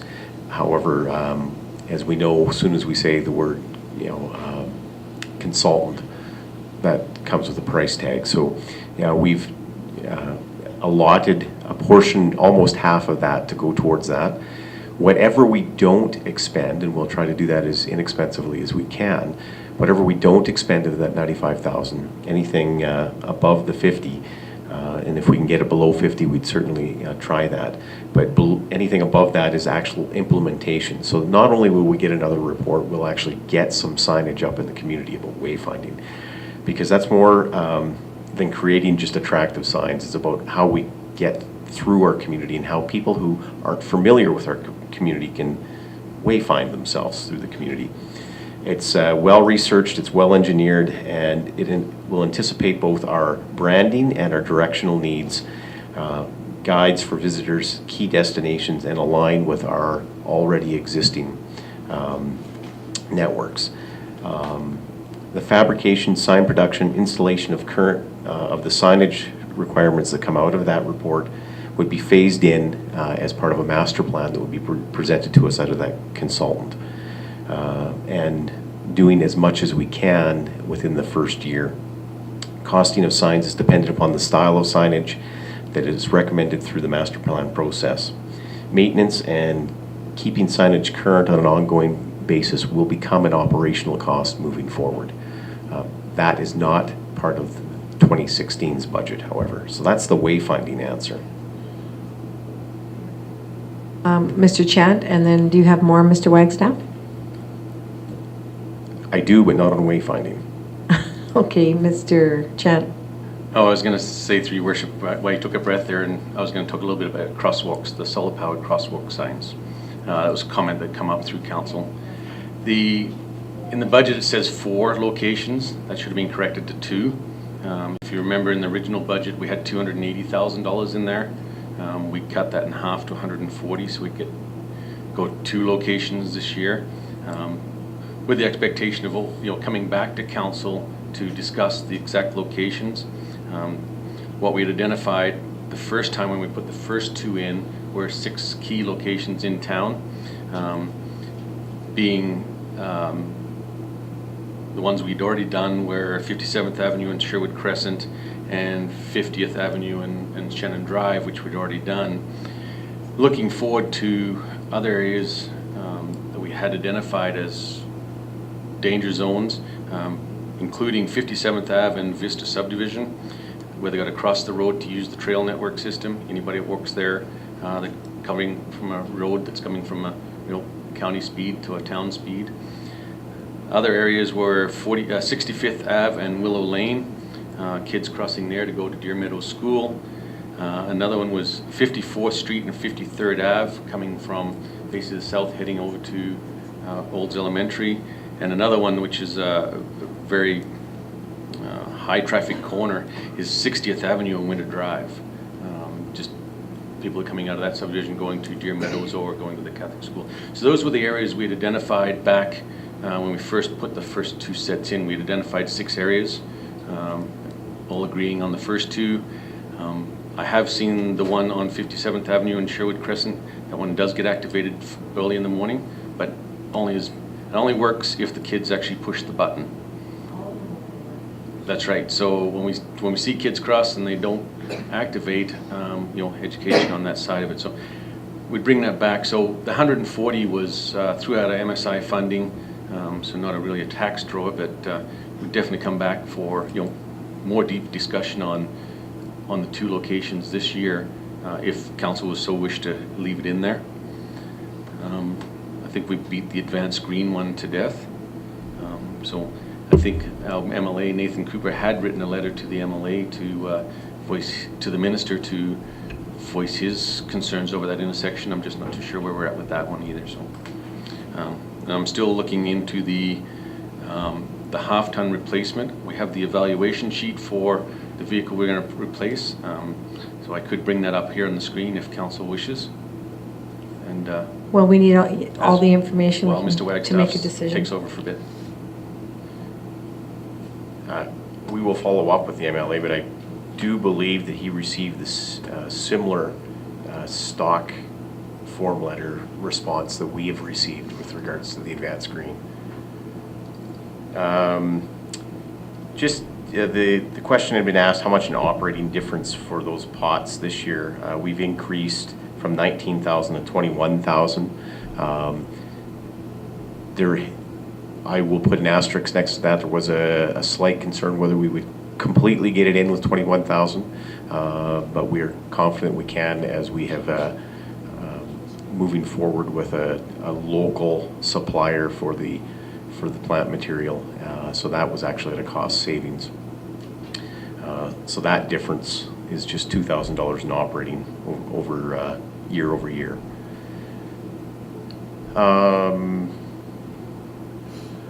solar lighting, it was my understanding when council had asked for some other lighting to be investigated, that wasn't contingent upon, that the idea of more solar lighting in our pathways was supported from council. That's why we left this in here. However, we were not going to move forward with any implementation until we brought back alternatives that would, fit into that that budget. That we were going to come back with alternatives to the current style and look in the lighting. But I understood that there was support for a continuation of doing some solar lighting in our pathway system. So that was there. The site and type would be dependent upon one another.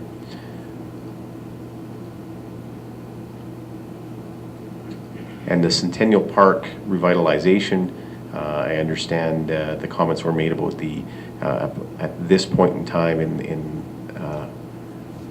the environment we have in the economy, whether that's the point in time that we invest in a park to that extent. There was a presentation made to council about the revitalization of Centennial Park just before Christmas.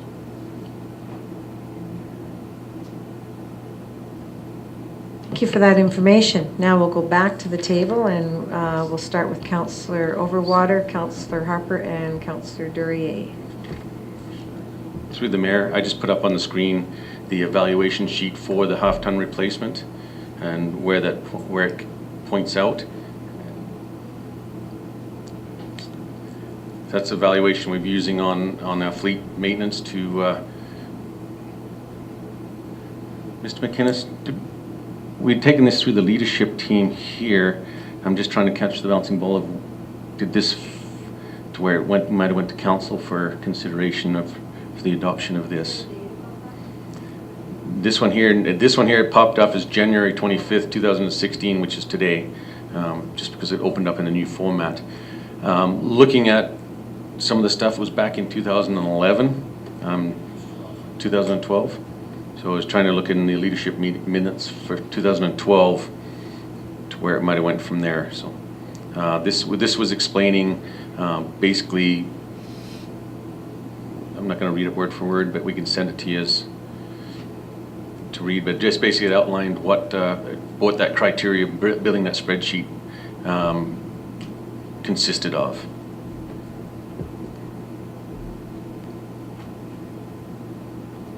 I know you're all speed readers, so if going too fast, then and quit making it larger and smaller. Where do we get our vehicles repaired? For example, this particular pickup, where would it go to be repaired? We'll take a lot of these either to bumper, or back to either GM or Ford. We find that going to bumper and stuff like that is actually less expensive than going back to the dealership for these older vehicles. A heavy equipment and stuff like that goes to TICAL inspection services. That's the dump trucks and stuff like that. But these pickups go to places like bumper to bumper. How old is this vehicle? 16 years old. How many kilometers? 88,000. It's just broke in. 88,000 short stop-start mileage in town. If it was a highway mileage, yeah, it wouldn't even be off warranty yet for kilometers, but stop and start in town are really hard miles on these ones. Well, it might be really hard miles, but the bottom line is it's still 88,000 kilometers. Yes, I understand they stop and start more, the brakes and all of that. However, as we have indicated, in this day and age, most vehicles that are put out are meant to run for like 200,000-300,000 kilometers. That's why mileage is only one piece of the criteria of this vehicle. If you look at the evaluation sheet, it's only considered as one element. When you get down to vehicle costs, you know, if it's only worth $1,000 on the open market and we've got to put $900 on brakes into it, it's not worth the money doing that. Again, so that's why mileage is only one criteria of it. Age is probably a bigger one because it depreciates so fast on these vehicles. So when we get down into the point range, which I believe we've taken to council before on this, is that gives the evaluation of where, you know, if it's low points, we wouldn't even be coming to council with this for consideration. But when it gets to 25 plus, if the budget allows, we need to look at replacing these vehicles to not be putting more money into, you know, something that's not worth dollars and cents. Councillor Baruchel, and then we'll move forward with the order from previous. Well, you know, the only thing, I don't think that annual maintenance or maintenance in general should be counted against that vehicle, because you have to do that with any vehicle. I mean, if there was significant issues with transmissions and engines and things like that with these, you know, I think our taxpayers expect something, a vehicle like this, you know, if it's still doing, I don't count, I mean, I could say if you're having to put repairs in that, but I don't count brakes and things like that as against this vehicle, because that's just maintenance. Yeah, we don't include tires or oil changes in this, because those are just that is consumables. Brakes, we could argue either way on that, but yeah, if we, you know, transmission slipping and stuff like that, we've had a couple of trucks we have replaced in the past where, you know, the transmission's been slipping. Well, yeah, it's not worth fixing, but so. Okay, and you can, and then we'll go back to the order that was previous. I'm sorry, I'm stirring the pot, but why don't we just drive it till it blows up? It's worth nothing. I don't, you know, I realize we have a policy, I realize, but I mean, why don't we drive it till it's done? It's not worth anything really to anybody. That would be my question. And so my question back would be, what would be done? So if the transmission was slipping and we couldn't get it to go around town, do we park it then and have nothing? I guess that's where we're at, I guess, is give us more clear definition of drive it till it's done. Somewhere between a planter on the middle of the Highway 27. Well, I mean, obviously, you know, if the expense are going to be too much to fix it, is what I'm considering done, right? You know, if I was me, you know, then you're weighing it. Again, I don't think, you know, if a vehicle like that is still operational and it doesn't have, you know, a lot of major powertrain issues, that we drive it until we use it, until it's done, we find a place for it, and then done means it does not operate anymore and we move on. That's my thinking. Again, the policy, I think, could be, we need to look at the policy a little bit, and I think we need to be a little bit more stringent with some of these vehicles and the amount of life that they have left in them. All right, we're going to go back to Councillor Overwater, Harper, and Duryea. I think we still needed some more clarification on the, were we not talking about Centennial Park? I know we had that presentation.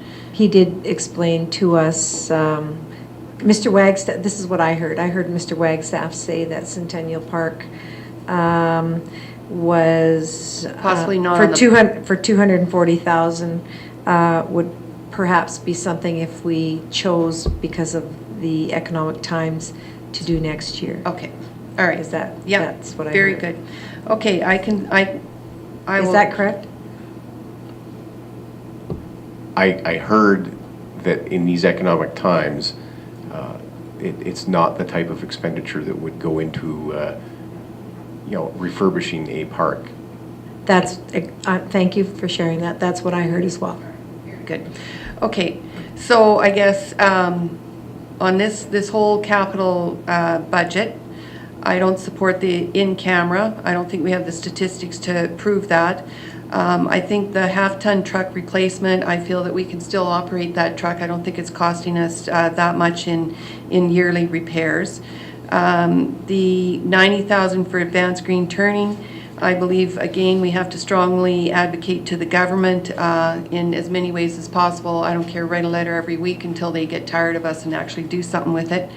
Then also the Centennial Park revitalization, you're absolutely right. In this economic time, I don't think that we can say to our citizens that we're going to spend $240,000 on a park. And the Highway 27 beautification, well, that's neither here nor there for me right now. Thank you. Councillor Harper? Councillor Barishaw said that my morale must be very low because I'm driving a vehicle that's 8 years old with 168,000 kilometers on it. I just thought I'd point that out.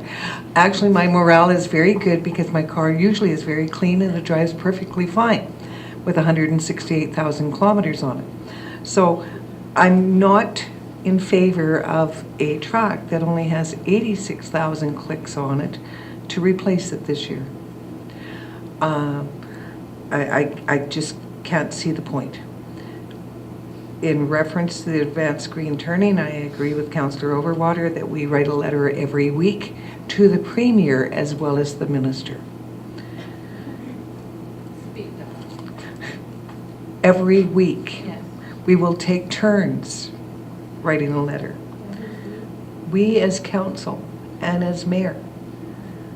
You can be week one, Mayor Dahl. Okay. The in-car camera, once again, I do understand in reference to safety, but I cannot support $7,800 when we do have a RCMP detachment that is looking for our priorities for 2016. And I believe traffic enforcement in the town of Wolf should be one of our priorities. And I cannot support Centennial Park revitalization when we have a wonderful open space park with a beautiful splash park in it, and I cannot support $240,000 for revitalization of it this year. I'd like to point out, it is the responsibility of governments in a downturn of the economy to spend money, but that money that should be spent would be on putting people to work. So a half-ton truck replacement doesn't put people to work. It puts one person to work, the salesperson. Where our road program, and you have heard us speak about the road program, it's putting people to work. So I fully support all of those programs. The solar-powered pedestrian crosswalks, I think that we should take a serious look at the two existing ones and see if they are really well used, and we maybe should be moving them to where the need is greater. So that's all my thoughts. As far as the Highway 27 beautification, I think that we could live with 50% of that 10,000 for this year. There. 50% of the 10,000 or 50% of the 16,000? The 10,000 that's in the budget here. Oh, then we can know we'd already cut it back to 10 from 16. Thank you. Councillor Duryea? Thank you, Your Worship. I do support the in-car camera. You do support it? Yep. I think that I think it's just a necessity for the law enforcement, whether it be the RCMP, who still have the responsibility, as pointed out by Councillor Harper, to do traffic. But I think it's just going to be a necessity. And as Councillor Walsh pointed out, and I thought it was kind of expensive because I would just go to the source and buy your car thing there and hopefully to hook it up. I think we need a policy on the half-ton replacement. I don't think we need to replace it at this particular point. With regards to the solar power pedestrian crosswalks, though we may only be replacing 2, I think there are maybe more strategic places that we can look at. I'm just hard pressed to spend that $140,000 unless traffic information tells us that it needs to be in a better place. I kind of tend to think with the mayor, I travel that 57th north quite a bit, and I haven't seen it used extensively to the point where it's just school children all the time.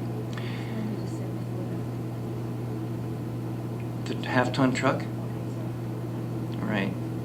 So I'm not in favor of that, and I understand the evaluation is there for it, but I think we can continue with the vehicle that we have now. Wayfinding project, I think we do need better signage, and as COO Wagstaff pointed out, if we don't have to use all of the 95,000, that's good. There are some signage that needs to be placed in the community, and I think that particular presentation that we were given would probably point that out as well too. I tend to think with some of the other councillors that Alberta Transportation has responsibility with regards to Highway 27 and 57th Avenue. I've seen too many people run those reds. I've seen too many accidents there, and I don't think it should be our responsibility to spend that money. It would be well spent if we did it ourselves. Don't misunderstand me, but I don't think it's our responsibility, and I don't think the government is facing up to that responsibility. Uptown light replacement, the concrete replacement, I'm in favor of continuing that. I'm not sure we need to spend the whole $200,000, particularly with the bump outs, unless we know that there's a safety issue for the pedestrians who are going up and down that sidewalk. I don't see any safety issues right now with the way that it is. And maybe I'm wrong, and I just need to be directed differently for that. Solar lighting continuation. I think we need to do a little bit more studying on that and find the right lighting that goes in that reserve and along all the paths that we have in the town. And that's just I'm sure it'd be more than 40,000, but that's just a start. So no, 40,000. I'm on solar lighting continuation under parks. Also under parks, Centennial Park revitalization. I know we had that tremendous presentation. It was very good. I'm not sure the timing is appropriate now. And Highway 27 beautification. I think we should go ahead with that. I think we need to make that, particularly if it includes beautifying the weeds, meaning getting rid of them. And I know that there's a program in place to try and do that, but they just seem to be really strong weeds for some particular reason. I know, but the weeds just there, and I'm not, anyway, that's where I'm thinking with those particular items and issues. Thank you, Your Worship. Very good. I'm getting a very good cross-reference here. And go ahead, Mr. Chant. I was just going to respond to the weeds that seem to keep coming through. This year was probably the first year that through our operating side, with amalgamation of with parks and operations, is that we've done an extensive roundup program through our open spaces and ditches and things like that. So those concrete boulevards will be part of the program to hit a couple of times a year. Okay, very good.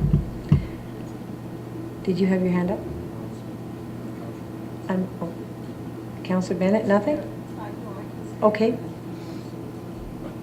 Is it responding to any of the questions? Okay, we'll go around the table first, and please keep that thought. Councillor Bennett? Thank you, Your Worship. I too agree that the in-car camera is probably a good idea, and I don't think we should profess to know the ins and outs of their jobs. The vehicle, I probably would say no, and I always have the question is, why do we always need half-tons, and what about mini trucks, smaller trucks for some jobs that just need getting people from point A to point B? The solar powered lighting along the pathways, I would wait on that, as well as get pictures of other samples with height and just the general look of those. The wayfinding, I guess, I'm not sure that we have to begin that process for sure.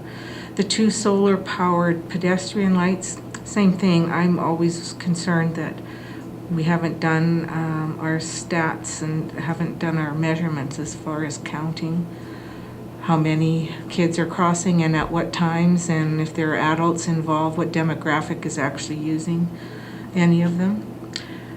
I agree that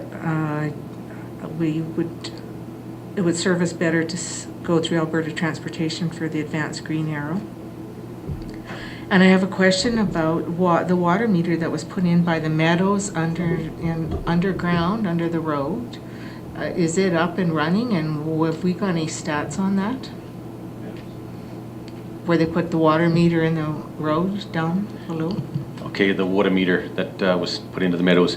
Yes, we've, December we'll have numbers on that. Mark is part of that, it's regular metering program. So the one he just did, the meter reading he just did here, we'll know what the discrepancy is on those meters. So you have no idea? Not yet. It was late in the fall when it got put in. Yeah. And so we're just working on making sure that we get 1 full month of meters through the Meadows and that meter reading as well to see what the difference is. Okay. As far as the park goes, I probably would also agree that we can step back from that, but that doesn't mean that we shouldn't be maintaining what we have and revitalizing the trees, delimbing, and doing whatever we can to make things look good. So I don't want the either or of that kind of thing. What if we have it, we maintain it now. So that's what I feel. And I guess my other question or thought is, it's like, well, maybe it's time to go back to each department and let each department come up with an additional 3 to 5% saving. And I'm not sure how or what, but there's always efficiencies probably. And then that would make it, I think, a more enjoyable conversation next time, maybe. Thank you, Councillor Bennett. I've done a cross-reference around the table, and I would get a final comment from Mr. Lucas for a recommendation.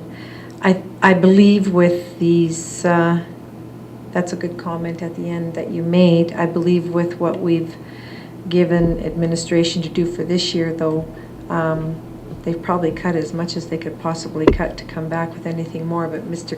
Lucas will give us a recommendation.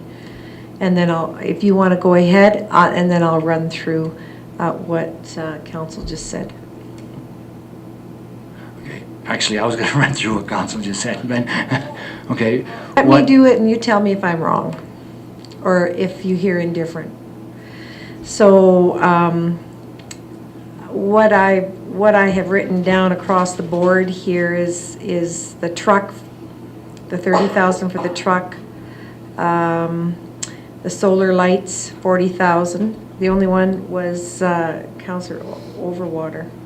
You didn't say anything for the solar lights for 40,000. Were you okay with that? Or well, I think we wanted something brought back on the solar lights. I understand we need pathways, but so solar lights 40,000, and also solar pedestrian for crossings for 140 was across the board. 90,000 for 57th Avenue. The green turn we needed to do more study on. Centennial Park 240,000. We had 4 out of 7 votes to leave the in-camera in. Councillor Duryea, Mayor, Councillor Walsh, and Councillor Bennett. Is that correct? Okay. And what else? I got the half-ton truck, 57th Avenue, Centennial Park, Highway 27 beautification. Okay, we're looking at the a possibility of cutting back to 5,000. That's all I've got for that, other than, did I miss anybody? Any other things? The wayfinding, I didn't see anybody say take it out. It was an in. But there's CO Wexler mentioned that if they didn't have to spend all the money. For clarity, it would be 95,000 that we would try to reduce the cost of any consulting work so that as much of that 95,000 as possible could go into actual signage in the community. All right, that's what I reflected. Are we ready to hear Mr. Lucas? Okay. Just, can I have a Councillor comment? Overwater?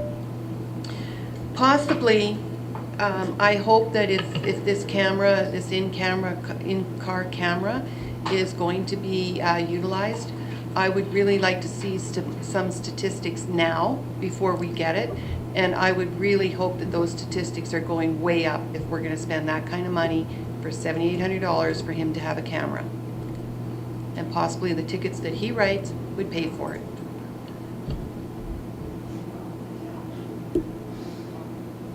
Thank you. Mr. Lucas? Your Worship and members of council, what I would like to propose is that in the interest of moving forward with some of the budget items so that we can proceed in a timely manner for 2016 and get some of the contracts. The motion in the RFD is presented for $5,069,590. If I go through my list, okay, I've left the $7,800 in for the in-car camera. I've taken the $30,000 out for the half-ton. I've taken the $140,000 out for the solar-powered pedestrian crosswalks. The $90,000 for the turn signals. The $40,000 for the solar light continuation. The $240,000 for the Centennial Park. And change the highway beautification, Highway 27 beautification to $5,000. Now, any of those items can be brought. I would propose, just because they're taken out of the budget at this point in time, doesn't mean that they have to not ever be spent in 2016, because council has the power that if a presentation to council is done, there can be a budget adjustment at some future time. But if I take those items out as listed,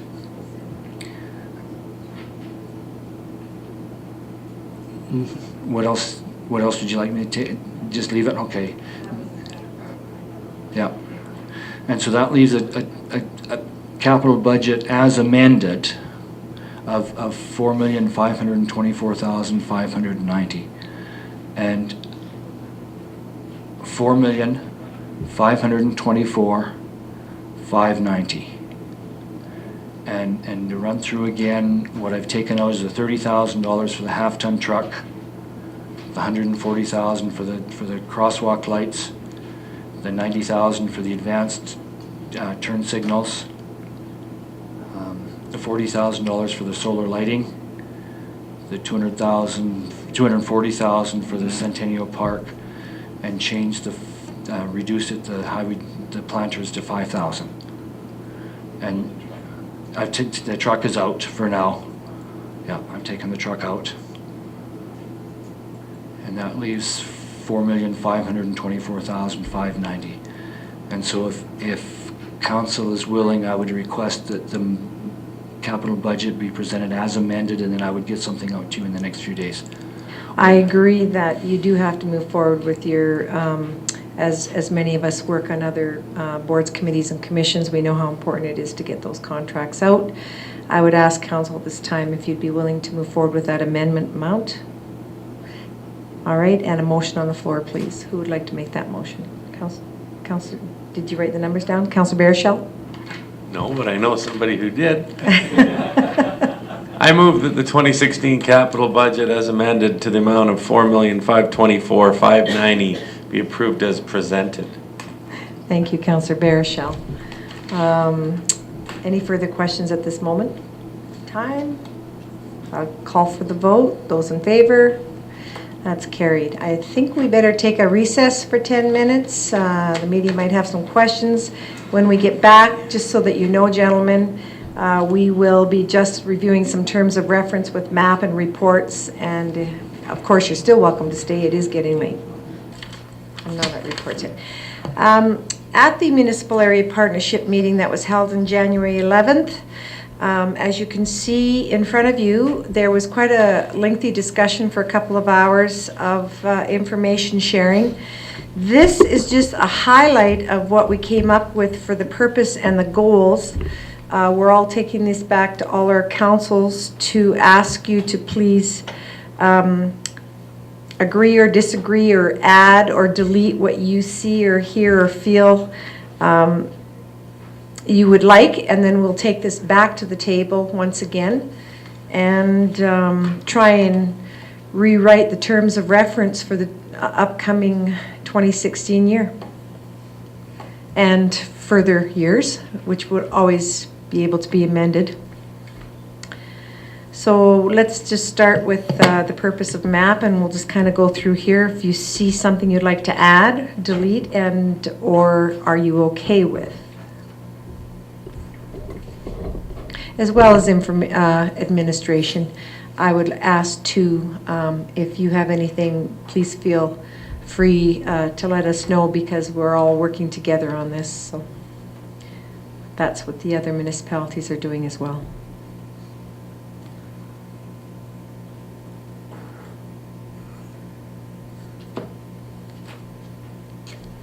And this is very generic. This is just something, like I said, that we'll be building on. It's just a template for the new terms of reference. The other was so outdated. Councillor Harper? Just a question, Your Worship. Was the intention of MAP to meet on a monthly basis, a quarterly basis? The intention will certainly be to meet on a monthly basis as we did in the future, or as we did in the past. Today's a unique day. We signed the agreement for memorandum of agreement, and so everything's kind of starting to fall in place a little bit. So yes, we will be back to regular once a month meetings, and then when we get all the housekeeping fixed up, we might not meet an every month meeting. Depends on what's on the table. A kind of supplemental? Just supplemental to that. At one point in time, there was discussion to have all councils from the Municipal Area Partnership region meet on a semi-annual basis. Would that still be part of the intent? Yes, absolutely. That is the intent, and actually that would be the first order of business. Thank you. That's very good for putting that on there. It is in some of the work that we're bringing back to all our councils to get some dates. Councillor Duryea and then Barishaw. Thank you, Your Worship. Just under the last goal for MAP, regional municipal recognition, is this just articles in the paper? I'm not sure what that recognition would be. In the past, working with the Mountain View County and all the municipal councils in the region, and Councillor Walsh, you might be able to recall this in some of our discussions previously. The regional municipal recognition would be with any type of work that we could do collaboratively. To perhaps in the past there were awards that were won for collaborative work. We don't want to lose touch with that, especially with the mandate the province has on us today. Emma, is there anything you'd like to add to that, Mr. McGuinness? Oh, we've been so focused on the bilateral agreement between the town and the county that I think that now that we have a little bit of breathing room, I think we're probably going to have a better opportunity to reinvigorate MAP than the others that are just going to be getting into that process. I had Councillor Barishaw and then Councillor Harper. Well, I had a question. Originally, we sort of discussed, or not we, I guess maybe that it was going to be like a quarterly meeting. What changed to a monthly, and what was the hope that was going to happen on a monthly meeting? And the only reason I question it is just because it seemed that for some participants, not necessarily the town of Olds, that it had become stale or ineffective. Well, that's a very good question, and thank you for asking. Around the table, including the CAOs who actually sat on the side for this particular, this was the first meeting we had since we hadn't met for quite a long time. And that was one of the questions that was on the table for discussion. Once we all the mayors spoke around the table that you're referring to, and I do recall there was that discussion in the past for sure, they felt with the new terms of reference that came back from all councils with some thoughts from around the table that there could be a positive moving forward of specific collaborative work that we could do together, especially because of the way the new government and the province is pushing us to work that way. We still don't know what that looks like, and the most important thing is to get all councils together to actually network and get to know each other, because honestly, I still don't know who all the councillors are for other municipalities, and that was a priority in the discussion. Councillor Harper? Thank you very much, Your Worship. So in reference to the goals, well, actually, we'll go back to the purpose of MAP. You've got a statement, or there is a statement stated here, to provide support for one municipality's issues and ideas from other regional municipalities. I'm wondering if that's a little bit slippery of a slope to concentrate MAP on, I'm not perhaps using the word correctly, but if there one municipality has a particular issue, should it become a MAP issue, or do we provide support in what kind of way? Okay, that's a great question. I can tell you what I know from around the table, and I'll use an example of the town of Sundre, for example.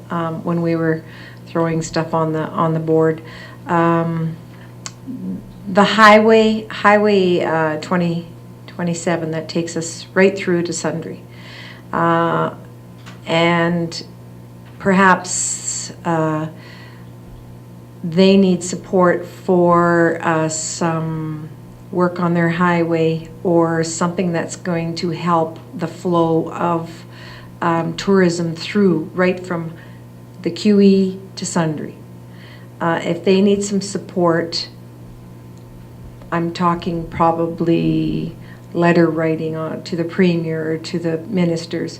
Another example they used is, we're so different, we may need some support from you guys to help with letter writing and support for what is the work they do on their river, on the water? Riparian. Yes, riparian. They were quite concerned that the more voices they have and the more support they have in the region, the more they might get heard. Right now, that's how premature it is. We really don't know what it looks like. Go ahead, Councillor Harper. So supplement to that, in reference to your goals, you talk about increased discussion, increased talking, but an increased sharing of information. But so far, I'm only reading for the goals of MAP right now, and I recognize that these are the initial goals. But where do the councils come into play in this? Because what I personally found as an individual councillor, we as individual councillors didn't get that same information sharing that the attendees did at MAP. And that's where I do appreciate the semi-annual. But will there be better communication in the form of minutes, very detailed minutes, to hear what that communication is being discussed? Mr. McGinnis? Certainly not my expectation. This will not be an administratively run initiative. It will be more a political endeavor than an administrative one. Councillor Duryea? Thank you. So it does say to provide information back to municipal councils, and I'm wondering if Councillor Harper, and I would concur if this is her thought, that that maybe there would be some frequency, or once the meetings have been held, that we, as a council, receive the information that was discussed at that meeting if we're not there. What I can share with you is we are definitely only an advisory group, that's for sure. And an advisory group that will bring minutes back, because at the meeting there was discussion to have the budget brought back. There is still some money left in the municipal area partnership budget from the past that was not used because it was the committee, or it was stalled in the past. So the money is still there. So they do have the ability to hire a recording clerk, and that would also be a top priority for them, to have a recording clerk. We will be looking at that directly as well, as soon as we get the budget and find out how we can do that and who would be available.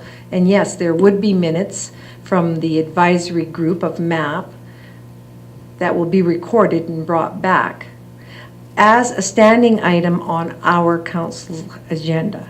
I would, as a mayor, have that put and amended that we have that as a standing item on our agenda so it does not get forgotten. That is what we did agree. Councillor Overwater? Thank you, Worship. At these MAP meetings, there are agendas, are there not? Are there actual agendas? Well, yes, there is. The first one was So- quite a hiccup because Yes, no, Sundry was just starting a new role. So. And that's fine. But with the agenda, if, I guess, maybe with knowing ahead of time what the topics are at MAP, then maybe councils could give some input for when the designate goes, and then, possibly that would help us get some information. That's a good idea, a good point. I could put it down. I don't know yet. I know this is terms of reference, and that's something we could try and get in there, that the agendas are out hopefully in time, a good time, that our councils and all councils would be able to have an opportunity to do that, yes.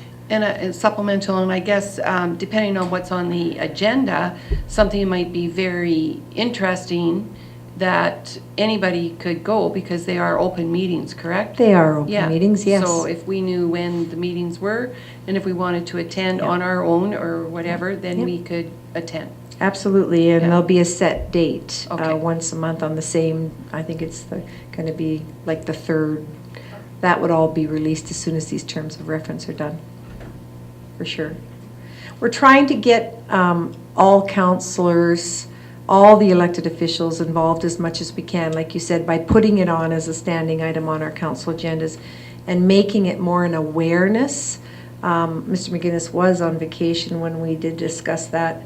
However, he will be having a CAO meeting coming up here soon, and I'm sure there'll be some more discussion on that, because we did come to the conclusions by posing the question to the CAOs at that time what they would like to see their involvement be, and they all agreed that they should be there. They would like to be at the MAP meetings. So I think we can make it a positive future. We just need to make sure that communication piece is put in place. Councillor Walsh? Yeah, just reading this and going, this is going back to the principles of when this organization was first formed, before it was even called MAP, I forget what it was. But it was a process where all councils got together and discussed their issues, and it was recorded. And I think what all councils at that time thought that would continue, and it didn't. They weren't getting the information. They weren't getting that sharing opportunity. They weren't getting to know each other. And I think this is bringing it back on track, where you just come together, discuss what each individual municipality is experiencing and where the commonalities are, and where you could help each other when there are commonalities. So yeah, I'm looking forward to that, and with the opportunities for councils to network, and reporting periods. And I think, thinking back, that's what most councils thought that they were going to get with an organization of all municipalities, but it just became one or two attending, and that experience wasn't shared anymore. Agreed. Councillor Overwater? Thank you, Worship. So along the lines as Councillor Walsh and I noticed Councillor Bennett nodding her head about getting to know other councils. So then within this map, the terms of reference, then possibly would it be something that maybe quarterly there would be a meeting with everybody? Absolutely, yes, that was discussed, and yes, we did. And again, the first thing I had asked at the meeting was that I would like a reflection of the exact dollars, what are left in the budget, and that was the first thing that we'd like to get going and try and figure out what that would look like for the future, and perhaps, you know, we could go as far as sundry and then olds or in between. We don't know what that'll look like yet. But yes, it's a high priority. Oh, that's fine. Did you have anything? Okay. All right. So we're hoping to get this back out to you in a better and new format with the terms of reference that's going to suit everybody. So can I get a motion to accept for information, please? Okay, Councillor, who? Councillor Dury. Thank you, Worship. I move that we receive the information from the Municipal Area Partnership dated January 11, 2016 for information. And I will take that back to the next meeting with your comments. Thank you very much. Those in favor? That's carried. Thank you. All right, so report period. It is the end of the month, and it's your opportunity now to report. And we'll start, I guess we'll start with Councillor Overwater. She's got her hand up already. Good for you. Thank you, Worship. Yeah, well, the Ways Commission, we've, as I stated, we did have the break-in at Water Valley, and we're just kind of waiting on some insurance numbers for that. And we went out to tender to dig another cell, and our CAO reported that last time we dug a cell there was maybe 12 contractors there, and this time he said it was like an auction sale. There was like pickups lined up. There was probably 50 people there wanting to have a look and you know, look around and see if they can come up with a proper tender for our new cell that we're digging. I would like to say we have approximately 800,000 in our post-closure and closure account, and we have 100 and some odd thousand in our recycling reserve account. These are all reserve accounts I'm talking about. And in our capital account, we have somewhere around 110. We are taking quite a few pieces of equipment to Michener Allen auction in February 15th, I think it is, Garth, somewhere in there. So, somewhere in there, mid-February.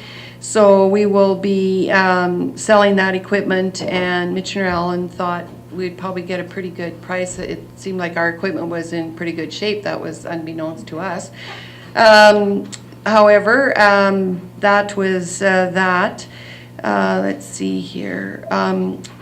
Speaking to the Cape minutes that you have presented to you in here, I was just wondering if sometime since OI, like Mitch Thompson, is more our contact with Cape as to what goes on with Cape, if maybe sometime he would like to come and do, maybe give us a more in-depth talk about what Cape is doing.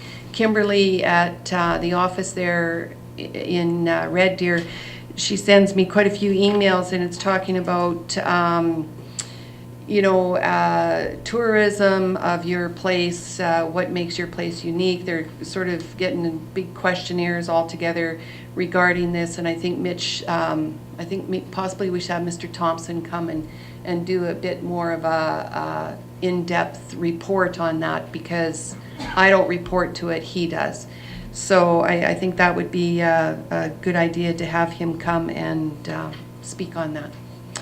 Anyway, also we had a SAWA meeting on Friday, last Friday, the 22nd, and it was told to us we've received about 2.5 million in grants with, getting a business plan together, our governance model.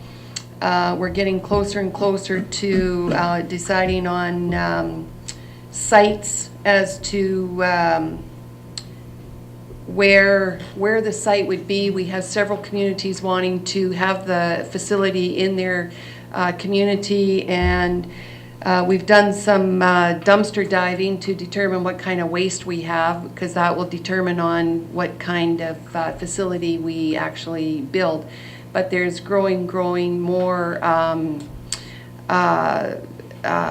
interest in the communities belonging to Sewa. So I think right now we have 5 out of the commission that have joined. We're still waiting on Didsbury to decide if they are joining.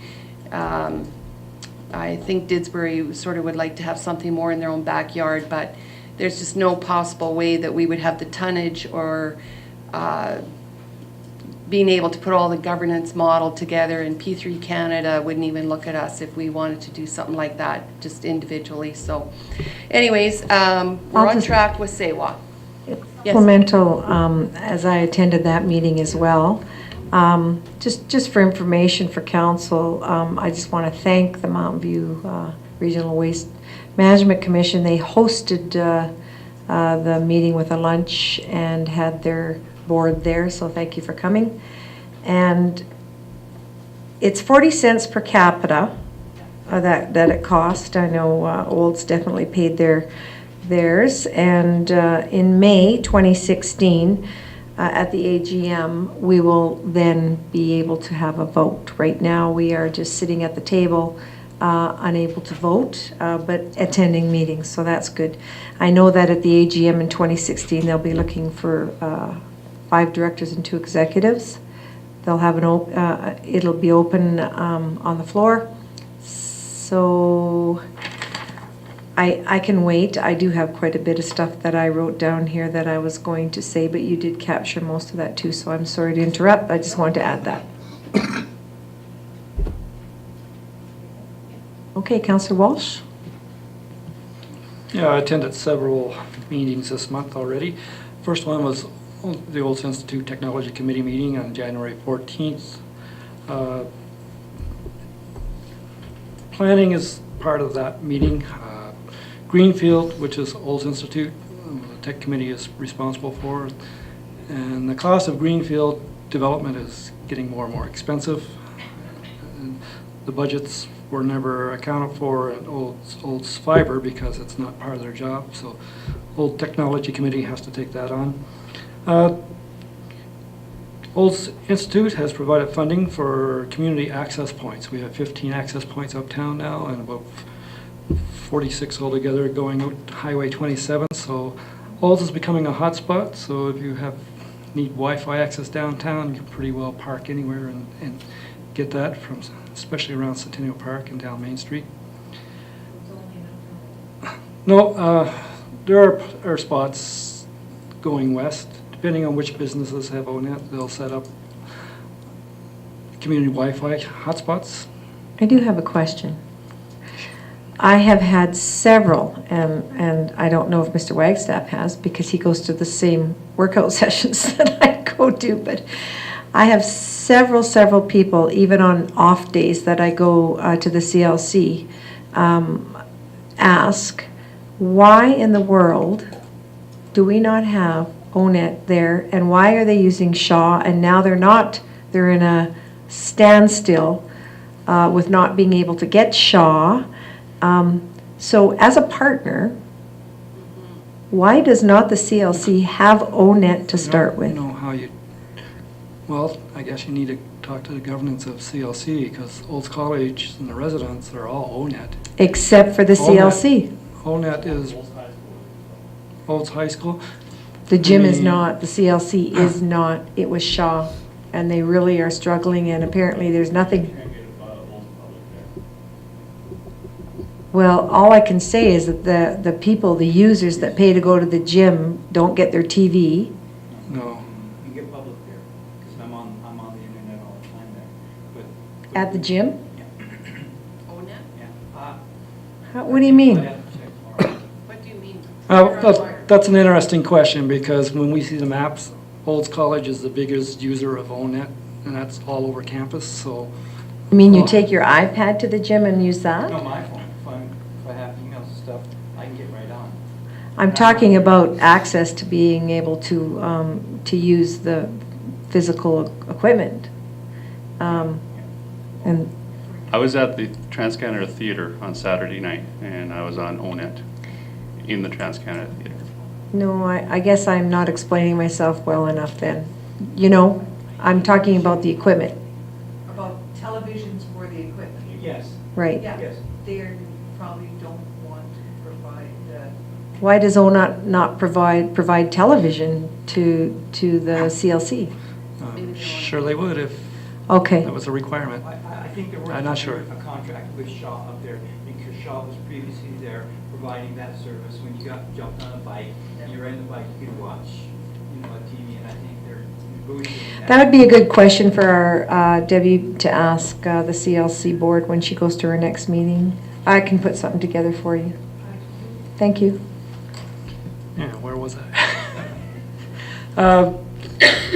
For OFL, ONET is partnering with AirNet to provide enhanced services to places like Sundre and Linden, where AirNet is quite active.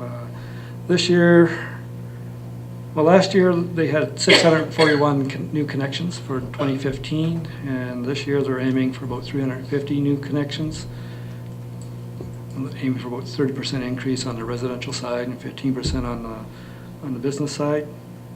And they're going to be looking at more external revenues from outside the community, looking at places like Cochrane and Three Hills that have potential for fiber. Also, their capital requirement for this coming year is 1.5 million over and above revenues, so that's one issue they're working with. What else can I tell you? Nothing. I'll move on to Red Deer Regional Wastewater Commission. Our new CEO is Robert Jenkins. And he's quite an experienced CEO. He was a business plan author of our business plan from day one. He's quite knowledgeable about our system.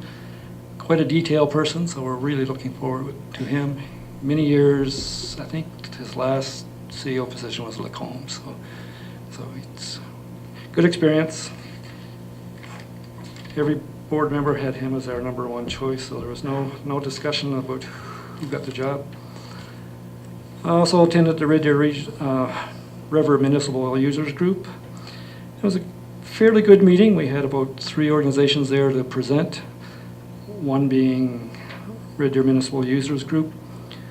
We got an update on our Municipal Water Quality Protection Action Plan, which is the consultant we hired to work with. And the Watershed Alliance was also there. They presented their integrated watershed management plan, which is kind of dovetailing with our action plan. And Alice Canada also presented there. They work a lot with Red Deer County and Mountain View County. It's this organization I didn't know much about. I had seen their name before, but they promote best practices within farming communities. So if farmers have areas where they really can't earn a lot of money, maybe it's wetlands or what they'll do is, as long as it provides a sort of a ecosystem services, they call it, that enhance the environment, Alice Canada will help them develop that, and they'll pay like it's a crop.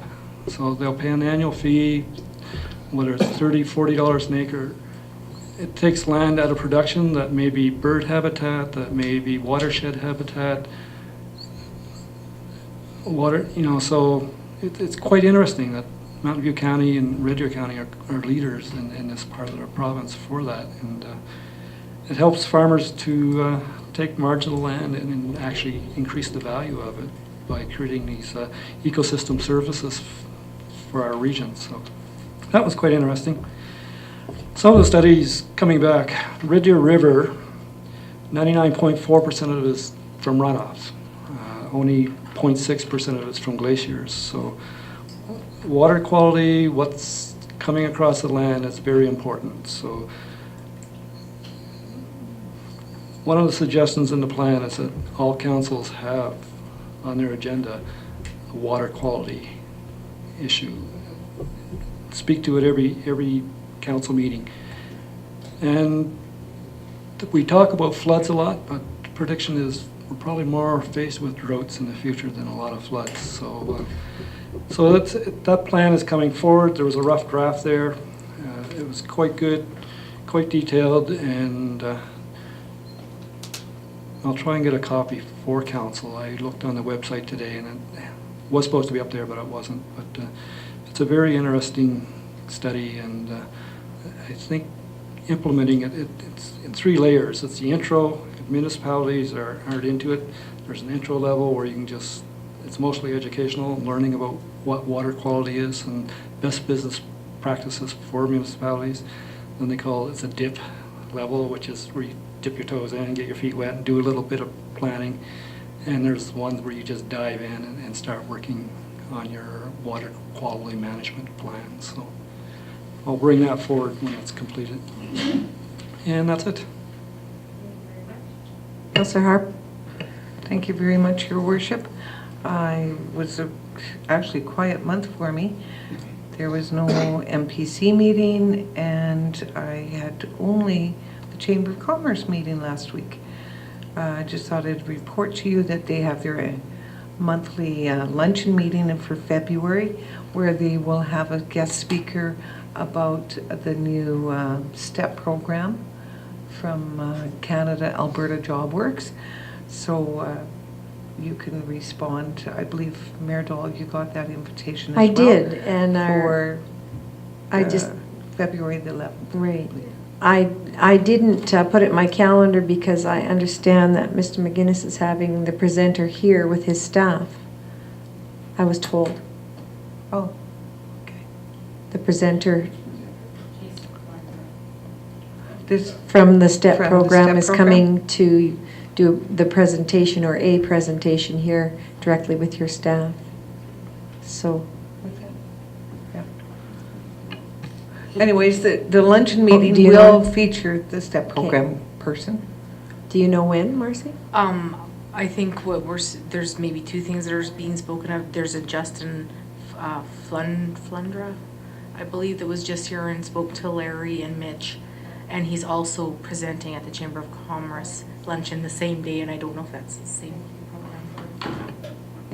Also, part of the Alberta Chamber, they're having a special workshop in Okotoks in February, which Chamber members can register for. And it's the Disney program about customer service. The cost is $500 and some odd per registration, though. And it's how to enhance your customer service skill levels by taking the Disney experience. So I think it would be very interesting for business people to take that. No, you don't get a costume, but you get to know how Disney gears their work ethic toward the best customer experience. So that was about all that's going on with the Chamber right now. Councillor Baerschel? Thank you, Your Worship. I've had a quiet month too, but the Water Commission, you see in the minutes that the rates went up. I believe I reported that last month as well, 5-cent increase, effective April 1st. Mr. Jenkins is also presented the business plan for the Water Commission, and he's done that. He's done some work for the Water Commission in the time I've been on there.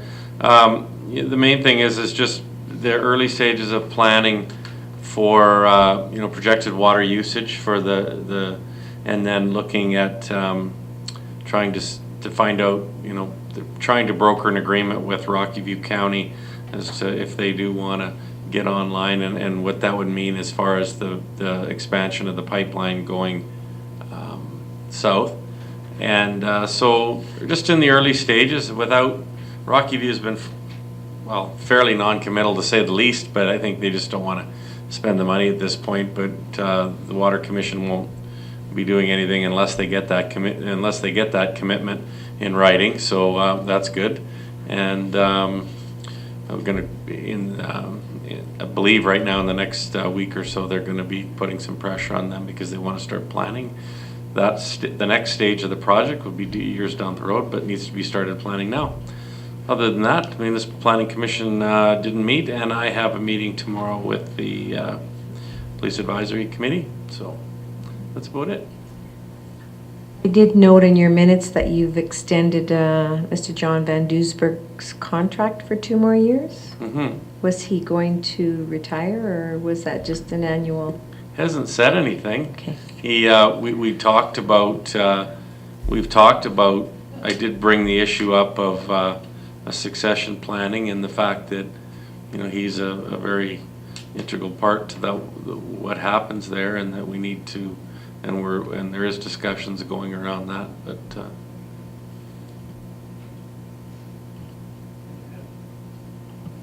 I can add to that. I think it's public because Mr. Van Doesburg also has been working for the Wastewater Commission. 2018, June, he's retired.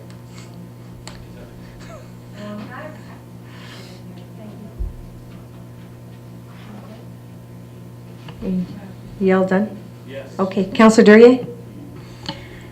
Thank you, Your Worship. There were a couple of meetings that I attended, PCPS, the Fire Committee, which we've discussed in length, and also the library. With Parkland Community Planning Services, we enjoyed a presentation from the Accurate Assessment Group Limited, and they are looking for a partner. Well, they have many partners, but to partner up with us with regards to GIS, which has been kind of a thrust for PCPS because we need to have that capability to help service the municipalities that are members. And along with that, then, we are continuing to lobby the present provincial government, and a letter I think was sent to CAO McInnes, and I thought that was going to come forward tonight so that council could approve that PCPS go ahead and lobby once again. We've had meetings with the minister. They look very positive, and so we just need to get our ducks in order once again to apply for a grant. So the Alberta Community Partnership Program is open. The deadline is February 5th for applications, so another short window. But there's opportunity to send council resolutions in up to February 26th. So. Thank you. Your Worship, you had a question? Yes, our minutes come, yes. We also talked about our lease for the building rather than looking for another location, which would be more costly. We're going to try and stay where we are, and instead of going out, I think we can go up or down at that particular building with the lessor, because we're the lessee, right? And so that looks very prosperous. And that's basically what we talked about with Parkland Community Planning Services. The Fire Committee, we have discussed, we passed that resolution tonight. Appreciate that. Thank you very much. And the other thing we talked about was, well, you will notice that there's the big electric sign, there's a recruiting notice. The volunteers that are with the fire department now number 33. They have a capacity for 44, and so from time to time there is a turnover, and so they are recruiting now, looking for a few more volunteers. And that was basically our big efforts with the fire committee meeting. Councillor Bennett may want to add I don't know. She was there? Okay, thank you very much. So that was very good, and it was good to see Chief Thompson here tonight. We also met as a library. Two big things happened at the library meeting. One was we had a presentation from Parkland Regional Library with regards to communication advocacy, which is the next part of our strategic plan from the library. And so that went well. Actually, there's another couple things. And I believe our library manager is preparing a year-end report for us and that will be submitted soon. And the other part is Pillage the Village is coming up. So grab your mail, grab your swords, grab your shields. And June 4th. June 4th, so a little bit later than normal. So we're starting to gear up now for that. We'll be meeting monthly as Pillage the Village. And yeah, that will be very good. So your tickets will probably be about the same, I think. So nobility and merchants and peasants. So whatever you feel like, or however much you want to eat, or if you want to eat with your hands or whatever. Anyway, it's just a fun time, and I would encourage some of the councilors and the mayor to attend. And I believe that is my report at this moment. Thank you, Your Worship. Thank you very much. Councillor Bennett? Thank you, Your Worship. First of all, I'd like to say that the library sign looks very good. All the letters are up and look great. And I attended the Regional Fire Committee meeting as well. It was informative and helpful to meet each of the committees as well. So we have discussed and agreed upon the purchase of the self-contained breathing apparatus. And next, I attended the Citizens on Patrol meeting, as did Doug Wagstaff and Michelle Honeyman. And feel free to jump in at any point if you wish, Mr. Wagstaff. The group has had several factions over the past many months that did not see eye to eye on many issues. So review of the governance model and bylaws with Doug and Michelle at a prior meeting showed that they were indeed at a T at the intersection. The decision was made to stand down as a group that still gives them the ability to resurrect themselves. They're not quitting a COPA, they're just taking time to have the new executive rebuild the group.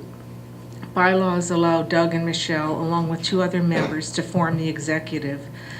The executive will work through the process of strategic planning and ultimately see if OLD still wants Citizens on Patrol. The Alberta Citizens on Patrol has been notified of all decisions, and taking this break will reinvigorate the group, and the challenge will be signing up new members. Did you want to add anything? Not at this time, no. Thank you very much. So here's hoping that they will become a great volunteer group again.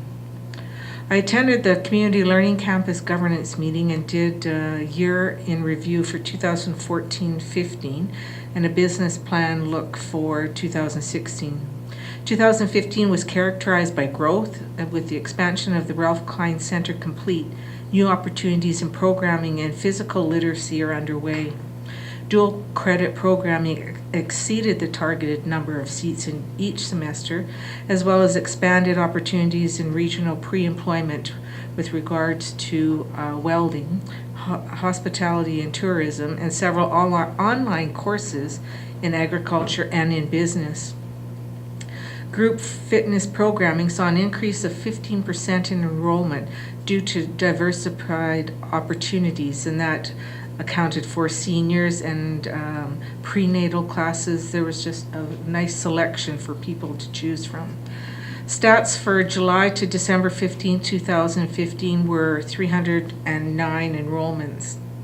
The CLC fitness component has formed external relationships such as Boys and Girls Club and the YES program, and with these gained additional resources to run active kids classes. New for this year is the Tri-Active program running weekly in February and March. Students from Deer Meadow and Olds Elementary will actually be picked up by the Olds college bus. They'll be taking to various centers around town, depending on what new skill they're trying.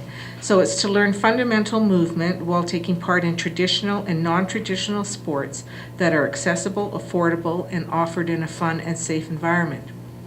The activities include snowshoeing and swimming, court sports, and parkour. And parkour, you say? Parkour is a training discipline using movement that was developed with military obstacle training. Parkour includes running, climbing, swimming, vaulting, jumping, and rolling. Parkour involves seeing one's environment in a new way and imagining the potentialities for navigating it by movement around, across, through, and over and under its features.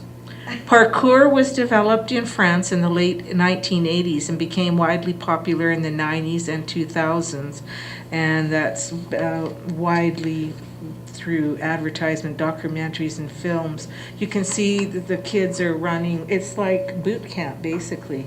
The kids, it does, but they are, all of the trainers and facilitators are very well trained. Yeah. So further to the mud run and other ones, mud run participants this year were 1,725.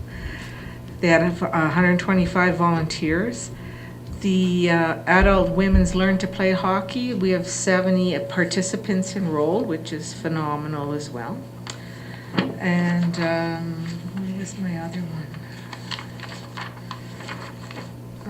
Okay, so 2014-2015 year-end summary.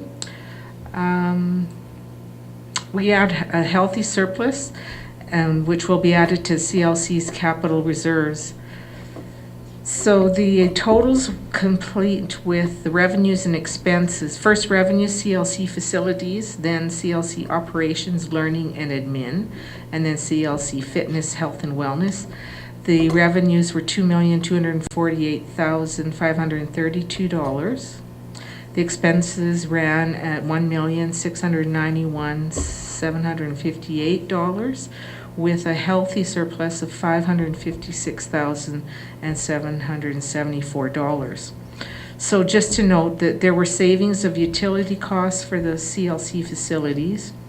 A significant portion of the surplus in facilities is also due to budgeted designated reserves for anticipated capital expenditures in future years. The operating surplus in the areas of operations and health and wellness is in large part due to adjustments in salary expenditures throughout the year. Conference activity with increases in food and beverage sales and in rental revenue also contributed. So they're not expecting as high a surplus next year because of just the way that they forecast what's going to be available. So at the current time, they're estimating their revenue will be around $2,162,000 and expenses may run to $2,144,000 with a small reserve coming through at $18,400. So their outcomes are still to provide reciprocal and seamless transfer between high school, post-secondary, and the community. Personalized learning to meet the diverse needs of all students, and create a campus that promotes sustainability and proving that advancing a rural community development makes perfect sense in Alberta at any time. And that's my report. Thank you very much. Well, we did talk a lot about some of the things I've also been doing, but I will add that I had an FCSS board meeting with staff where we reviewed and updated the FCSS bylaw that was quite outdated, and that will be coming hopefully in the next month to council, or a couple months, depending on how fast Mr. Wagstaff can get that done. Just an addition from the Southern Alberta Energy Waste Association, SAWA, is that their website, they have a brand new website that was supposed to be up and running the 1st of January, but I would encourage you, I do understand that it'll be up and running for sure by the end of January. So check back at the end of the month or first week of February with some great information. And they did note that they still have not picked the technology type that they want to use yet, and that's going to be a very difficult decision with so much that's going on for recycling, the type of recycling to do. So, you know, there's different types, gasification, burn incineration, there's many types, so hopefully that'll be a good discussion in the future. And, you know, the moral end of the line is that we'll never be at a zero waste. All we really want to do is stop burying garbage in the landfill, and I'm sure that Councillor Overwater's heard that a million times, but that is the goal for that agreement. And the only other new thing on my plate, speaker is from Samaritan Perth. The next build or expansion is, just from reading the letter that Mr. Smalden had in the paper regarding expanding Olds to have 24/7 care, and then you know, Carstairs having they're sort of more of a emergent build versus you know, Didsbury or right. So how is that determined as to who priority needs? Yeah. So thank you for asking that question. It's a very good question. There's workout groups that are held there once a year at the AGM where we have detailed discussions with regards to the high needs. I actually took some pictures of those boards. I know Councillor Duryea was there with us. So there's criteria and priority needs. Nothing's in stone. Nobody knows exactly where the next build will be, and so the priority needs will be gone over. Now, I do understand that he came to speak to administration. Was it with you, Mr. Chant? Could you share a little bit about the CEO, that he is the CEO, Mr. Smalden, for Olds, of what that might look like for the future as well? So, yeah, thank you through the mayor. So he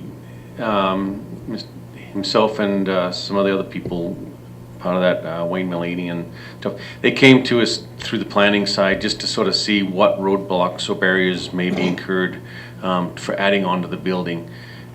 And that was all basically that meeting was about, was just if there was major roadblocks and stuff, then they would, you know, look at, well, do we really expand or not? It's still within line of the original concept of what they're going to do. So we gave them some suggestions on just accessibility to that 24-hour care. Instead of walking through the front doors, is there an alternate way to get ambulances and stuff in the back? Just different things like that. So that was basically all the meeting was with us, was, you know, did we see any, you know, potential issues of them expanding onto that building? And it's still within the original concept, so we didn't see any barriers or roadblocks. So they went away quite happy and said it would be a number of years before they would actually be building, but it's just, you know, in the planning stage now and then getting into the funding process. So, the motto that the board likes to use is that they would like to be prepared in the event that something does happen in the government in the future, rather than not prepared. I do think I would be able to provide some pictures of what those models look like. So I'll try and print those off and give you some more information in that regard, because today there's not a direct answer of who's next, but there is a lot of planning going on to make sure that they are ready in the event that the province does release some dollars. But that's a great question. Now, if there's nothing further, I'd get a motion, please, to accept for information. Councillor Bennett? Thank you, Worship. I move that we accept all reports and, sorry, what's the other word? Commissions, committees. Thanks. I move that the reports from council authorities, boards, commissions, committees, and task forces ending January 25th, 2016 be received for information. Thank you very much. All those in favor? That's carried. Very good. And we will move right down then to correspondence, as we have no quarterly financial or accounts payable, page 121 of your agenda. And who would like to put that on the floor, please, as far as a motion? Councillor Duryea. Thank you, Worship. I would move that the correspondence and information report ending January 25th, 2016 be received for information. Thank you. Does council have questions with regards to the correspondence? I did put the Alberta Association of Police Governance in there, Councillor Baruchel, in the event that you may be interested in attending. If so, please come and see me. If there's no questions, Councillor Wagstaff, or Councillor Doug, Mr. Wagstaff, I know it's 10 after 10 and we're not quite done yet, so. Just a quick note, further to Councillor Duryea's comment about the library, just under correspondence, it would be good to note for council if you have some time on this Wednesday, January 27th is Family Literacy Day, and the library is having a free hot dog lunch, and there are various authors in the library reading stories that day. So it does begin at noon at the library. So that's for Family Literacy Day. And if you have time, read my bedtime story this week too. I mean, you might have missed it tonight, but there's bedtime stories every night this week, and I think they start at what time? 7:30 p.m. Our local radio station. Every night this week. So we can read you a story to sleep. Yes, Councillor My Overwater. story will definitely put you to sleep. Councillor Overwater. Just regarding the correspondence, are we members of this? Yeah, we are? Okay. Thank you. It's geared to people like the Police Advisory Committee. They are the eyes and ears to the policing when people need help. It's not, yeah, it's the governance part. Thank you. All right, we have a motion on the floor from Councillor Duryea. Those in favor? That's carried. Thank you. Are you going to need a moment again, gentlemen, with anybody? All right, we'll have to take a 7-minute recess, and then we have one item to deal with in a closed meeting.